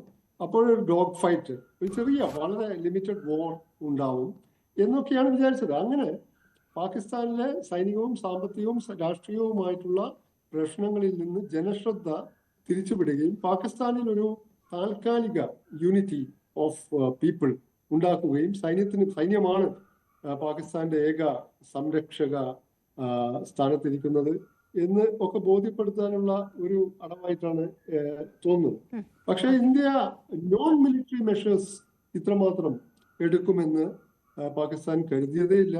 മിലിറ്ററി മെഷേഴ്സ് ഇതുവരെ എടുത്തിട്ടില്ല.